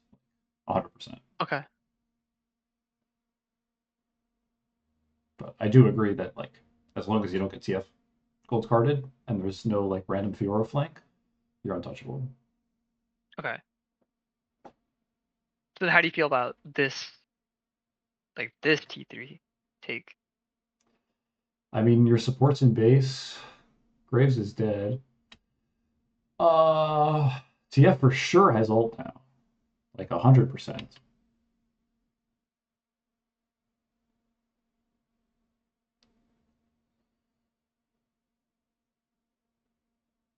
You have no more Baron anymore.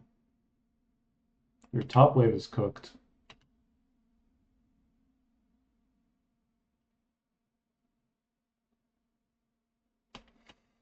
I mean, right now you guys are 4v5. I don't know if Zahen has CP. Okay.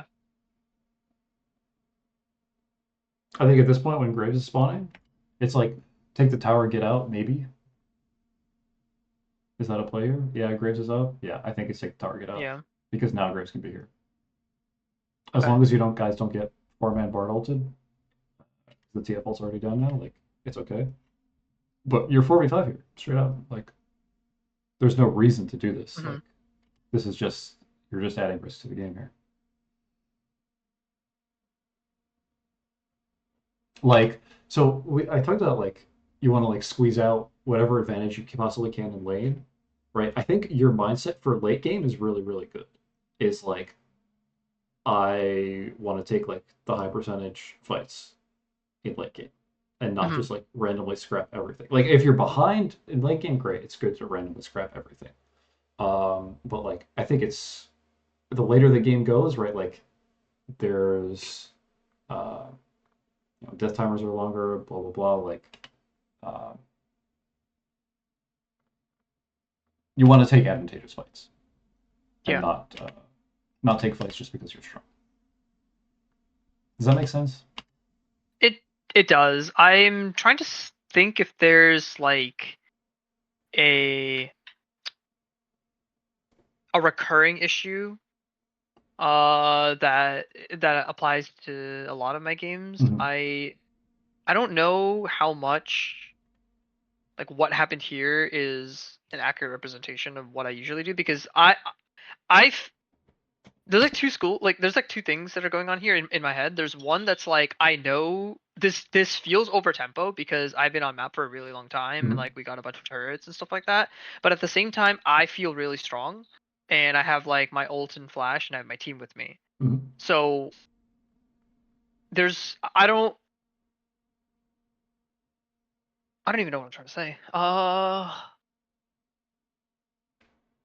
Maybe this is kind of related to what I was saying before about the mid game where like I feel like I well you said you said it really well where I don't really kind of dictate, you know, what happens. I'm kind of just kind of there in case it happens. Hmm.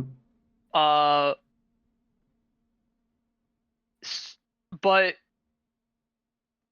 part of my lack of confidence in the mid to late game is probably that I'm not taking in enough information to know what the best decision is. Okay.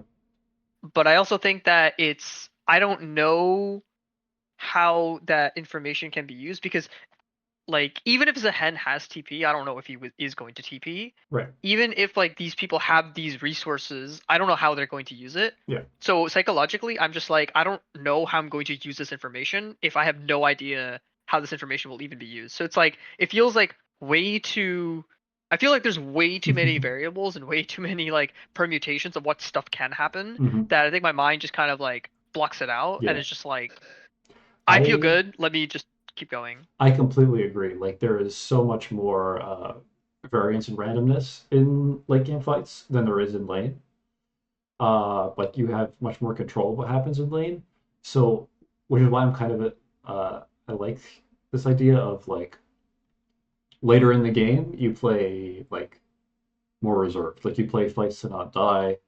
You play like you just don't take lower percentage fights if there is you wait for like the Mhm. high percentage stuff because like basically okay think about it like this like in lane if you have a situation where you're like let's say 75% likely to win right but you have like 80% control of like uh the execution of it let's say right? Like, Mhm. okay, the odds of this going well are like whatever, 68% or something, right? Mhm. But in a team fight, if there you have a 75% chance to fight of like a fight going well, but you only have a 20% chance of what actually happens, right? All of a sudden, this is like a, a 15% situation, right? Mhm. So it's like this your threshold of when you're willing to like play hard and all in needs to be much higher in late game than in early game, simply because you have less control over the situation. Okay. Does this make I sense? it does make sense. I think the one thing about laning phase that I find as another deterrent for not looking to try to make the game volatile is if something bad happens, it could snowball into me not being able to play the game. Yeah, And I think that fear prevents me from like, because like, I don't want to be like, oh, I could, I took a bad trade and now I'm being zoned for 14 minutes. yeah, Like that's why like I gravitate towards like a more stable laning phase, Mhm. rather than a more volatile laning phase. And then I think in the late game, I do understand the idea of like mid prior and rotating to stuff, but I think not not knowing all the factors, like especially like fog of war as a concept and not knowing where people are going to be, I feel like I'm never confident about any fight I'm moving to unless I basically have like this one moment where I see everybody in the game and I'm like, okay, I know where everybody is. I know what play I want. I think tracking people in my head is also like hard because I don't know. Because if someone, let's say a side takes a side wave, Mhm. I don't know what they're gonna do. They can push another wave. They can Yep. go rotate mid. They can reset. So Yep. so it's like it's so hard to like decide like what I should do Yep. when and that's just one player. And then there's five players on their team and there's Yep. four other players on my team. Like, how do I know what a good play is? Or like how can I predict what a good play will be in 30? That's even harder. It's like if I know where everybody is right now, I know that okay, we have numbers here. Let's go for this play here. Mhm. But if I don't know where everybody is, Yeah. and I need to know what's going to happen in the next 30 to 45 seconds to plan waves and stuff like that, how do I know what a good play even is?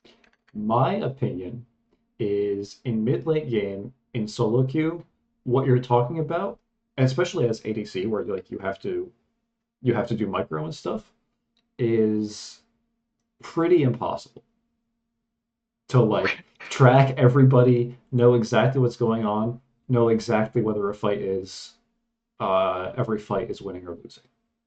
Impossible. And I don't think anybody really does this in solo queue. I'm gonna be honest, especially ADCs. Like actually knows exactly what's going on at all times, where everybody is, what everybody can be doing. Um, it's at that point, it's like I said, it's group, it's play to not die, like get out as much damage as you can without dying,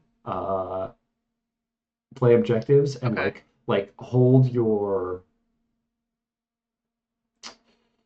um,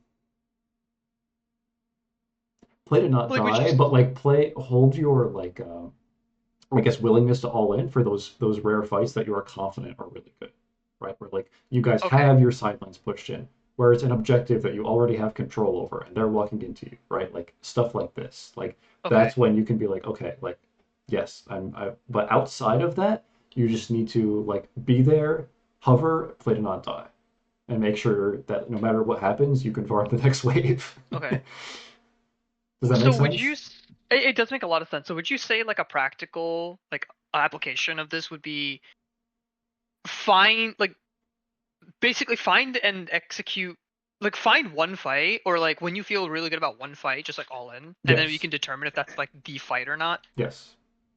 Okay. 100%. Is that how ADC functions? Like is it just one fight that wins the game that you have to play well or are there like multiple fights that you have to do I that for? mean, in solo queue, it's multiple and competitive. It's like, uh, um,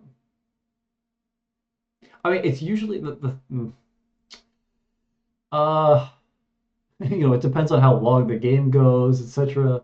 Like, Okay. I don't know. It's not as clear Like cut what in it solo comes queue. down to is like the early game fights like matter more, and like the late game fights is like such a coin flip of like how what people are gonna do, how it's gonna happen. Like, you make sure your conditions are as good as possible. That's all you can do. You know. Okay. And then one other piece about like the micro thing. So you said that because AD carries have they index a lot into like micro and mechanics Yeah. that they're not going to have maybe like the mental stack to like track this stuff. Yeah. Um, but typically when you're on mid waves and you're kind of just like ping ponging and stuff, Mhm. it's not like I'm actually looking to fight and I'm like being aggressive. Sure.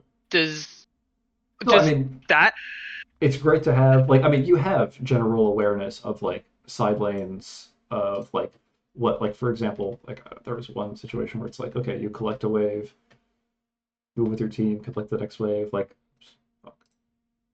Uh you have this general idea down and it's like you can mm, mm, mm. yeah. So I Uh, guess you're saying is that that general idea is good enough. Like I don't need to I would go not make this crazy. a I would not make this a priority. Like I Okay. like obviously like yeah, if you're last hitting the wave, like check the map, have awareness of what's going on. But you do not need to track every single person. Um, right? Like if you like I was talking about in this situation here, like maybe you haven't tracked if TF ult is up or not. You just need to play like it is, you know? Um, like Okay. So okay. this, So yeah, then, like go ahead. mm, I'm like, I have a question in my mind, but I already know the answer to this. So it's like, so if I'm not tracking where people are on the map, what should I track? I mean, And you I should know the answer is like well, threats, you but should try to absolutely. Like I'm not saying don't try to do this. It's just like this is not.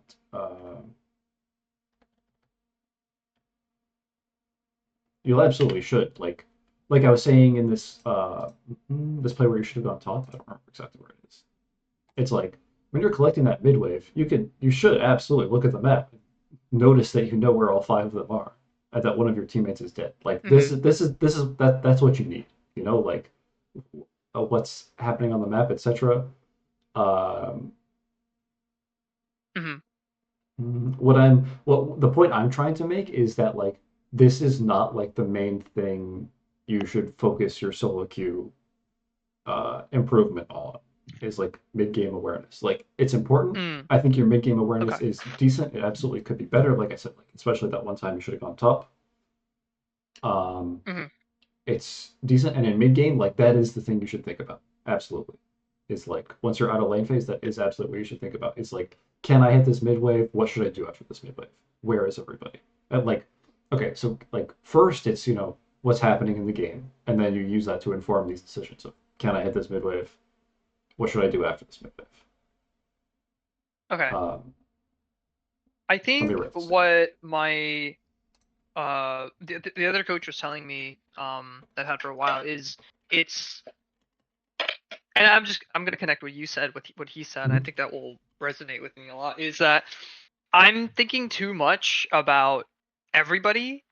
I think that I or what you guys are saying together is you need to think more about where your team is than where the enemy team is. Because if I can at least follow my team to plays, that's probably giving myself a better chance of success than trying to figure out where their team is not. Because it's easier to see where my teammates are.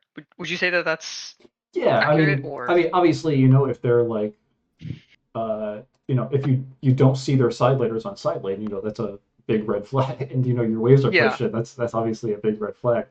Um, but like, yes, in general, your job is to play with your team. Like Okay. where enemies are, it kind of relates to like, can you hit the mid wave or not? That's where that comes in. But where your teammates are is like what you should do after the mid wave. Should, so is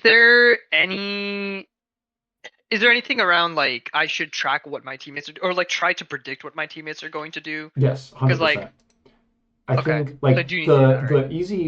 the easy way to do this, like especially like is I mean one objectives, right? But the other thing is your jungler's camps, right? Like it's Okay. pretty easy to like right now, for example, I don't know if you can even like see your jungler's camps, but like there's only one place Viego wants to go if you guys aren't starting Baron, and it's your red buff, you know? Mm, Like this is just yeah. obvious. Like this is a very easy way to predict what your teammates are going to do. Sure, 10% of the time he's not going to do that, but like you can have in your I mean, this is what I I do all the time in support, right? Like this is how I judge where I'm going to put my wards down. I look at the map and I say, "Oh, I think my Viego wants to go to his bot camps. Okay, I'm going to get bot fishing." I think at least at a high level, I kind of know what to do around the support jungle, i.e. like I know I'm kind of tracking like where my support's going. Sometimes if I'm like really locked in, I'm tracking how many wards my support has and if they're planning a reset or not. Mhm. And I'm also like looking at Sure. my jungle's like clear path and like how many camps they have left up, like obviously, if there's a neutral up and stuff like that. I think the thing I'm really lost on is how to predict what my side laners are doing. Like what the side lane matchup looks like, if they're looking to push out extra waves or if they're looking to reset for item spike. Like, is that something I should be I think trying you should to? just respond to what happens with that stuff. Like because you Okay, really can't predict this kind of thing in solo queue. Like okay, in okay, competitive, your team can communicate what they think will happen or what they're planning on doing. In solo queue, you can't. Like, Okay, okay. uh, So it's probably just basically it boils down to mid game for an AD carry is play around the support jungle, see what they want to do, and yes, be there to supplement that. And yes, then whatever plays happen is whatever plays happen. yep, yep. And make That makes it sure make simple. sure that like you're yeah, it's very simple. And like make sure you communicate like your recalls for items. Yeah, Yeah. Okay, that's it. no, that makes it a lot simpler because definitely if that's all I need to do, then now I feel like I can open up my mental stack to like threat assessment and Yeah, like being aware of like key abilities. Because I got hit by Bartle like twice, yeah, like this fight, and like both of the times I got hit, I died to it. yeah, And it's like I know that I shouldn't like I should be aware of that, but then I don't know. There's just so much to think yeah. about Like that right I now, you shouldn't be thinking about is TF going to go for the next top wave. What you should do is like respond to whether TF goes for the next top wave or not. You know? would you. My worry with that is that like okay, so the reason why I want to know what the TF is gonna do is I don't want to. I want to be there if he's going to take the top wave because if I react to that and then I take the next mid wave, by the time I'm already in my topside jungle, he's gone. Can you So, reliably predict whether TF's going to go for the next top wave or not? um, if I had the mental capacity of a supercomputer, I might be able to think, My answer you is know, no. My answer is I'm assuming this TF is like hitting his vape pen right now. And that's crazy. you cannot predict what he's going to do. That's my honest opinion. Like Is, is that how to think in solo queues? That That's okay. I'm thinking that people are playing very intelligently and they're like trying to like it's like one of those riddles where like you're in a room with like 100 like logisticians and like you have to figure out like when the earliest is or you can get out of the room or something based on price. Like it's like if everybody knows what the right answer is, yeah, then everybody will arrive at the right answer at the right time. So it's like here if I know what TF is thinking and all the information that's available to me, yeah. then there's probably a way I could think about if he's going to go for an extra wave or No, not. this you should treat like what your teammates are gonna do and what you're like, you know, you can make, like I said, you can make judgments, right? Like the bot side camps are up, whatever, but like kind of like in poker or something, right? Like you can say like, okay, the X has a 90% chance of happening, but there is variance. Like the Eagle might decide to go top and try to kill TF here, you know, like in 10% of the Mm-hmm. time, right? Like you can say, okay, if you really calculate it, maybe there's a 40% chance TF takes the wave, 60% chance he doesn't. Like, I don't know. Mm-hmm. That's you have much better things to think about than trying to calculate this exact percentage and playing your game Okay. accordingly. You know, like I Okay. said, I Yeah. really think this guy's hitting his vape pen right now. Like Okay. you cannot predict what he's going to do. Like you can make yeah, yeah. That's my opinion. That's my Okay. opinion.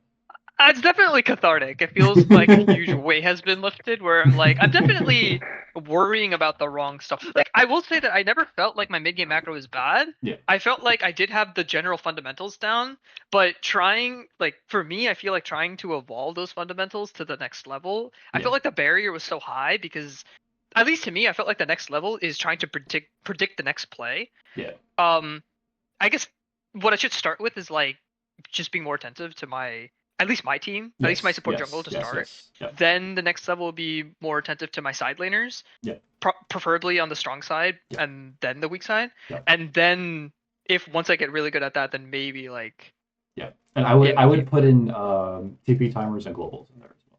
TP timers and globals. Okay, okay. Because right, if you're playing Uh, against Pantheon, you have to play midwaves differently than if you're playing against Zinzao. right, right. Okay. Well, this was extremely helpful. That this was Good. I'm cathartic. glad we got there. I'm glad we got there. I'm glad we got Okay. there. Okay, cool. So then is there anything else or are there any like practical learning objectives or is this just applying concepts and like a way to Um, let me. Mm, I mean already I think this is good. I feel yeah. like my mental stack is already freed up that now I'll probably be able to do other stuff easier, but if there is like a way to measure success, that would be helpful. I think the way to measure this success is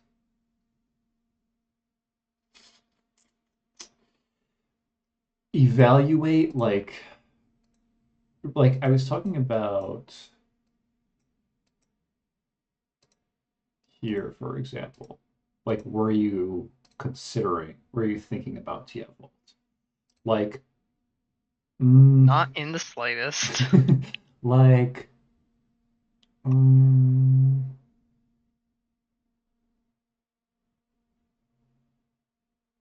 I think the easiest way is, like when things go wrong at this stage in the game, like evaluate why and fundamentally, like, was it because what is it that you weren't considering? Okay. Was it that like And you then don't know where your teammates are? Okay, that's really bad. Was it that you weren't considering, a global or a TP timer? Like, mm, um, yeah, I think just think about what was it you weren't considering. okay. I think that's the simplest way. And then try not to die to it the next time. Yeah, yeah, exactly. And then like, Okay. or well, not just try to like focus on it the next couple games, Like if it was okay, Like like I didn't know that my top laner didn't have TP, like okay, make sure like next game, make it a point to like uh know on mid waves whether your top laner has TP, and then like okay, then okay. evaluate did you know I, that? I would feel like mis- mistakes have a lot of levels to them, where part of it could be that I didn't know my top laner TP, or the second part of it could be like, oh, I got hit by Bardar. So it's Mhm. like, how do I know like what I think mistake I should be? um you should not put yourself in a position where you have to perfectly mechanically execute something to win the fight. Like there's almost always in League, like when something bad happens, when you die, it's because of something dumb you did 30 to 60 seconds ago, you know? So it's like in Okay. your review, like go back, like, okay, it's very easy to say, I died here because I got hit by Bartle, right? That's very easy to say. But you should not put yourself in a position where you have to dodge Bartle to win this game, in my opinion. Okay. Okay. Like I see what you you're mean. very strong. Like this, if you're in like a 10K gold deficit and you're putting yourself in that situation, I think that's fantastic. Okay, but like this is not the situation we're in.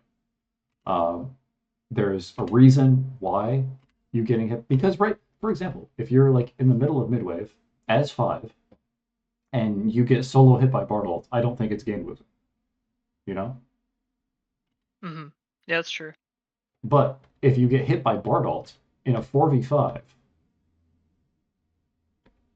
when you're already half HP, I think it's game losing.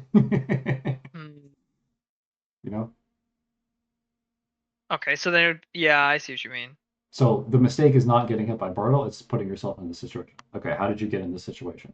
Well, you pushed mid as 4 when Graves is spawning, and you're putting yourself in a 4v5. Right. Simple as that. Okay. Okay. Does that make sense? It does make sense. I don't know if I would be able to arrive at that same conclusion and then Mm-hmm. be able to implement that like from game to game. Mm-hmm. Um, I also think that another aspect would be, I let's say I decide on something that I messed up on, I need to improve it, Yeah. then inevitably I'm gonna make a different mistake. Um, then how do I think about that? Do I look at that as like I don't care about that mistake, or do I try to switch? Um, no, like you want to like the best way to improve at League is to like, develop one or two skills at a time, because like it's a amalgamation of 500 skills, right? Yeah. So it's um, like it's very good to have something to value your performance on aside from like whether you want to lose the game. So like for example, right? Like I talked about knowing side laners TPs, right? Like does your top laner have TP, for example, right? Like you didn't know it in one game. Okay, so like I'm gonna focus on that the next 2 games, 3 games, whatever. And like uh, if you also died in that game because like you got Pantheon altered or something, you didn't think about that. Like I maybe that's a focus for after you're have already mastered this, knowing if your top laner Okay. has TP ability, skill. Okay. Um, Yeah, I just take it one at a time. Okay, so Don't like, I guess I yeah, don't like flip flop because you did a wrong thing, gotcha. you know.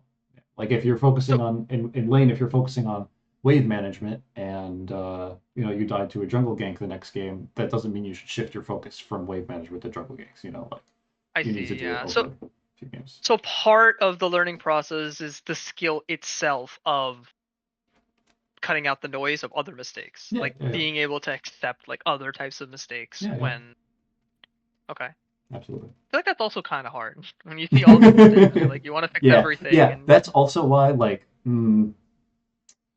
yeah, I feel like with this session, I don't want to get too lost in like what we're like. I want to make sure we what we get out of this is like something concise that you can do in your next games. You know, like that you can like right, some kind of mindset adjustment that you need to, that you can implement in your next 20 solo queue games. You know, uh, right. and I think like the most valuable thing is like you know squeezing out as much of late phase as possible.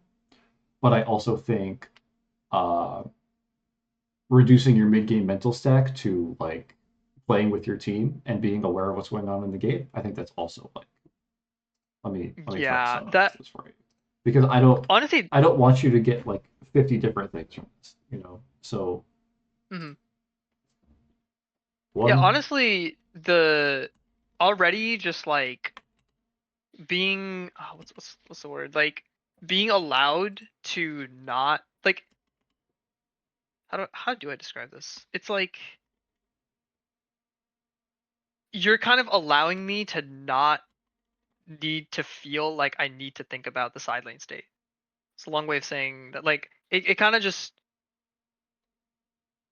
it's just like it just lifts like a burden where I'm like I don't need to do this, and you're like mhm, saying that yeah you don't need to do this. Like I think that that itself is really good mhm, because now I don't. Now I'm like oh I have all this extra energy now I can do to something yeah, else. yeah. I mean, like I said, you I still have think to like think about cycling, but you can't. Like I said, don't predict what what they're going yeah yeah to. I'm definitely taking it a little too far. Yeah, yeah, yeah, yeah. Um, Map awareness, mid wave assessment, and after mid wave. Simple as this. Okay, Develop plan level one for waves. that isn't based on a cheater reset. Yes. Uh, I'm gonna say develop winning level one. Right. Okay, What does winning lane look like in this game? I feel like a part of that. And okay, one if not the biggest reason why I plan around wave management is that I don't know how my support's gonna play. Mhm. So if I at least know how to manage the waves myself, Yep. I'm reducing an immense amount of variability and Yes. I'm able to create my own win con. Yes. So how much of this plan like how do you take into account like your random solo queue teammate into this plan? Like, how do you define what Well, success and failure one looks like as a like? support player, like I've come to the unfortunate conclusion that like you cannot right you shouldn't your plan should not involve your support playing perfectly right like your Mhm. Okay. I think your plan it's reasonable to have your plan be like that your support literally doesn't AFK level one and like I think Okay. that's reasonable but beyond that like you shouldn't take a 2v2 that requires your support to play it perfectly you know What uh if my 2v2 is like my Nautilus has to hit a Q and he misses a Q? you walk Like, away, you know, and you don't okay. position in a way that he has to hit that Q, right? If you position in a way that you die if he don't hit the Q, that's not good, you know? So am I if I have like an engage support, do I engage first to tell my support to go in or like kind of incentivize my support to go in? Because the way that like with enchanters, I do feel like I can kind of decide the trade myself. But with engage supports, I do feel like I shouldn't look for something because in case my engage support fails, it might not be good if I'm playing into like an enchanter support and like say like I'm playing like Yunara and Auspice's Ash Lulu. It's like if I'm trading on the Ash and then an Auspice's hook, now Ash Lulu is gonna trade onto me. I mean, it's kind of like this Berserker clip really. Like, what this Lulu's doing is fucking stupid. Oh, skip the game.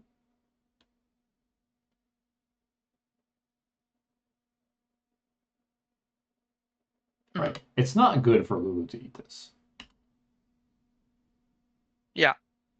But he plays accordingly, right? He squeezes out whatever possible. Like his plan is probably like wait for the wave for the most part, unless they can like space with a Lulu Q or something. Hmm. But his Lulu's playing like this, he's playing to min max the situation. Okay. Right? He has a plan here of don't get hit by Seraphine E or Ash W, and if they hit my Lulu, hit back. Simple as Okay. that. I don't think it's like that deep, you know. Mm. So like in the situation, what am I envisioning right now? Guess I'm envisioning a state where I I'm envisioning a state where let's say like I'm slightly pushed past the wave, meaning I'm technically at a disadvantage. Mhm. But if say like my support like hits their engage, like again, I think with enchanters, like I feel comfortable taking trades myself. Sure. But with an engage support, let's say that uh I'm we are quote unquote in a disadvantaged state. But if the engage hits, then we're going to be in a very advantaged state. Are you saying that I shouldn't be there in the first place because I'm putting too much risk on my engage support hitting their abilities, and I should just wait and play a little bit more, like I guess cautious or reserved until that happens? Um, Like I say I'm mean, you standing should on top play. of the enemy casters. Mhm. Like you're sitting on Uh, top of the enemy casters. Yeah, like I'm sitting on top of the enemy casters, like, Yeah, and I can go for a trade, but if let's say I have like a Nautilus support, and like I can go for a trade because if Nautilus hits the enemy on past their casters, we can like kill them, zone them, or something like that. sure. But let's say Nautilus misses a hook. Now I'm inside the enemy wave myself, Yeah. and then they can hit me. Is that? Are No, you saying that I that is? mean, no, I think that's bad. I think that's a situation where you're requiring your support to do something good. Like, I see. Oh, okay, okay. So okay, I see what you mean. So there's like perfect, but then there's also like even like a bare minimum like passable. I shouldn't expect that. Like say like I shouldn't rely on like my support hitting their skill shot basically I to mean, win a trade. for example, right? Like I was talking about flashing here. If you Hmm. like onto Bard here, all that's required of Braum here is to like auto this guy and like throw Q at in melee range. Okay, yeah. That's it. Like you're not expecting this play you flashing here does not require your Brahms to do anything crazy. What I wouldn't do is like play this situation in a way that requires your Braum to hit Q. You know what I mean? I see. Once Yeah, he's now I see what once you you're in a mean. position where okay, like obviously, yeah, ideally your Braum is pitting Q here, but you should not put yourself in a spot where your Braum has to hit this Q. Like, okay, boom, he hit the Q, fantastic, let's all in. Like 100%, you know? Okay. And then if he misses that Q, I just go back to the wave. Yeah, exactly. Exactly. Okay. I think that's doable. I think in that case, the way that I play the early waves is probably more in line with what you're thinking, but then the issue would be I don't know what the end of the trade looks like. Like I don't know when to be like this is where I should stop. Uh because I might value like a reset or like maintaining like a freeze versus like potentially the risk of like overextending and like trading flashes when I might not need to. Um does that Um, make sense? I mean, you just make a judgment call on like A, whether volatility is good at that point in the game, or B, whether you win and I extend the trade. see. You know, like like I said, like in this particular situation, this guy has Comet that he threw Q, etc. Like this, you have lethal tempo. You want this Okay. to extend as long as possible. You know, if Okay. you're in a reverse situation where you're the Ziggs, like you know, if your Bard hits Q, obviously all you want to do is throw Q and walk away, right? Like that's it. That's all your champ does. Level one. Okay. That makes sense. Can I answer your question? I think yeah, it did. I think there's a lot of combinations that I don't think I'll be able to do as how do I say this? I think given the amount of bot lane combinations and the fact that every combination itself, like even if I ran 2v2s with the same bot lane Yeah. like a dozen times, they'll play out differently a dozen times. Yep. So the idea of getting consistent, I feel like is itself kind of a tall task. So Uh this is why I'm like stressing so much this squeezing lane phase because like you said, it will happen different every time. And like there are you develop this plan and then there are like there will always be holes for you to take advantage of. That's what I'm getting at. Is like and right. you're not even looking for these holes right now, in my opinion. Yeah. What I'm what I want you to do is just look for these holes and identify them and take them when you see them. Like Okay. think about it in advance, visualize in advance like what you think the lane should look like and what maybe holes will exist. What Okay. can you look to punish and see how that goes in the game. Like execute on that and then like reevaluate whether you were right or wrong about it. Okay. I can do that. I think at that point then I'll probably if I remember and I feel like it, I might like record like the first 3 4 waves and Yeah, then I'll just send it to you yeah, that'd be good. and just be like, what do you think about this? Yeah, Like, okay. yeah, that'd be That'd be a good. good place to start. 100%. 100%. Yeah, this is just the most important part of the game. Yeah. And it's like Okay. like you said, like it's gonna play out differently every time. There will always be holes. Always. Like Right. this VOD is from Challenger Korea. Like and there are Yeah. like he gets a double kill level one because he's taking micro advantages of every misstep. Like, you know. Right. Okay. Okay. I I know we went over a I lot, so this is like my very brief summary of what we went over. Uh,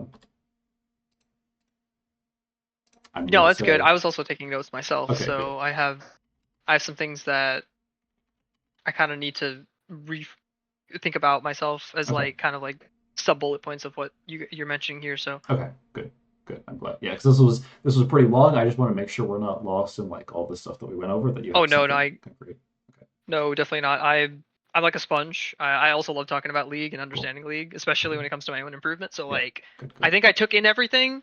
Mhm. Um how much of it will I actually be able to execute Right, on? right. This is what I want We'll you to see. remember 20 solo queue games from now. You know, Okay. this is especially point one, but point two is also like seems very valuable for you. But Okay. Yeah, yeah, I no, that's really good. And I think those are probably the biggest two things that at least in the current moment I think will get me a lot of more confidence and get me a lot more yeah, give me a lot more improvement. So yeah. Good, good. awesome. Yeah, nice. And see, your why not is your support, right? Yeah. It's funny because like this is exactly we've been reviewing like twice a week, and this is what we're hyper focusing on because he also does not do this.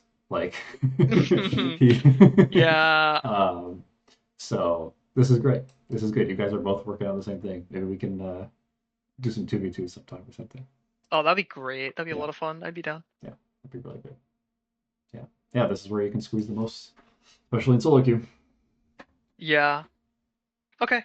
Okay. Oh, I guess the other thing is I play a lot of Kaisa. Yeah. Well, in the past, my OP is usually like a ton of Kaisa. Yeah. And the issue with that is that Kaisa is not bad at all ending because she typically runs lethal, but she's Mhm. definitely not as good as Yunara. Yep. So and Kaisa's laning phase I think is also like pretty dog. Yeah. So like when I play Kaisa, my entire objective is neutralization. Mhm. So like you can probably see like throughout my gameplay like and before that I used to play a lot of Vayne. So it's like I've always played like these types of ADCs Yeah. that have this Like style. do So nothing this till 6. Yeah. yeah, like it's not to say like I don't play aggressive on other ADCs. It's just that I probably wouldn't look for all-ins or look for like trade flashes and stuff like that Mhm. to like make the lane volatile Yeah. because I value like the slow guaranteed advantages. Yeah. So Like you've played champions that get rewarded for doing this. However, exactly. however, you will get more rewarded if you seek these holes and take advantage of them, no matter what champ you're playing on, right? Like, um, yeah, it's like it's more Yeah. straightforward when you're on the opposite end. Like the way the lane goes is more straightforward for the Ziggs than it is for you, right? Like Hmm. his goal is to like take whatever he can get. That's Yeah. right.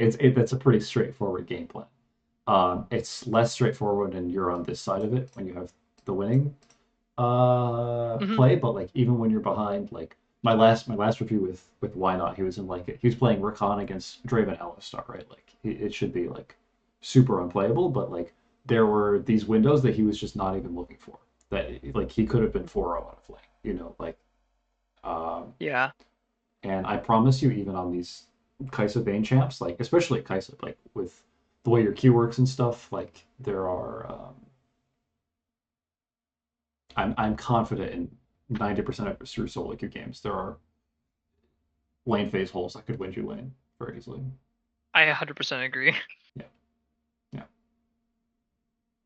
Okay, Cool. good, good, very good. This is this This is was this was this is the very next valuable. step. This is the next step. Like this is the mindset shift that needs to happen for you to improve.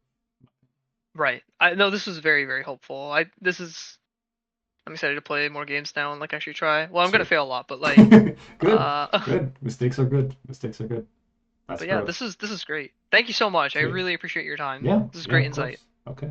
I'm glad. And yeah, like feel free to shoot me shoot me a VOD and we can look at like first few levels and stuff. Like that's not a problem. Sure, that would be great. Thank you Yeah, so much. anytime. All right, I'll send this All to right. you. Best of luck. Thank you so much. Have a great rest of your All day. right, you too. Peace. Bye.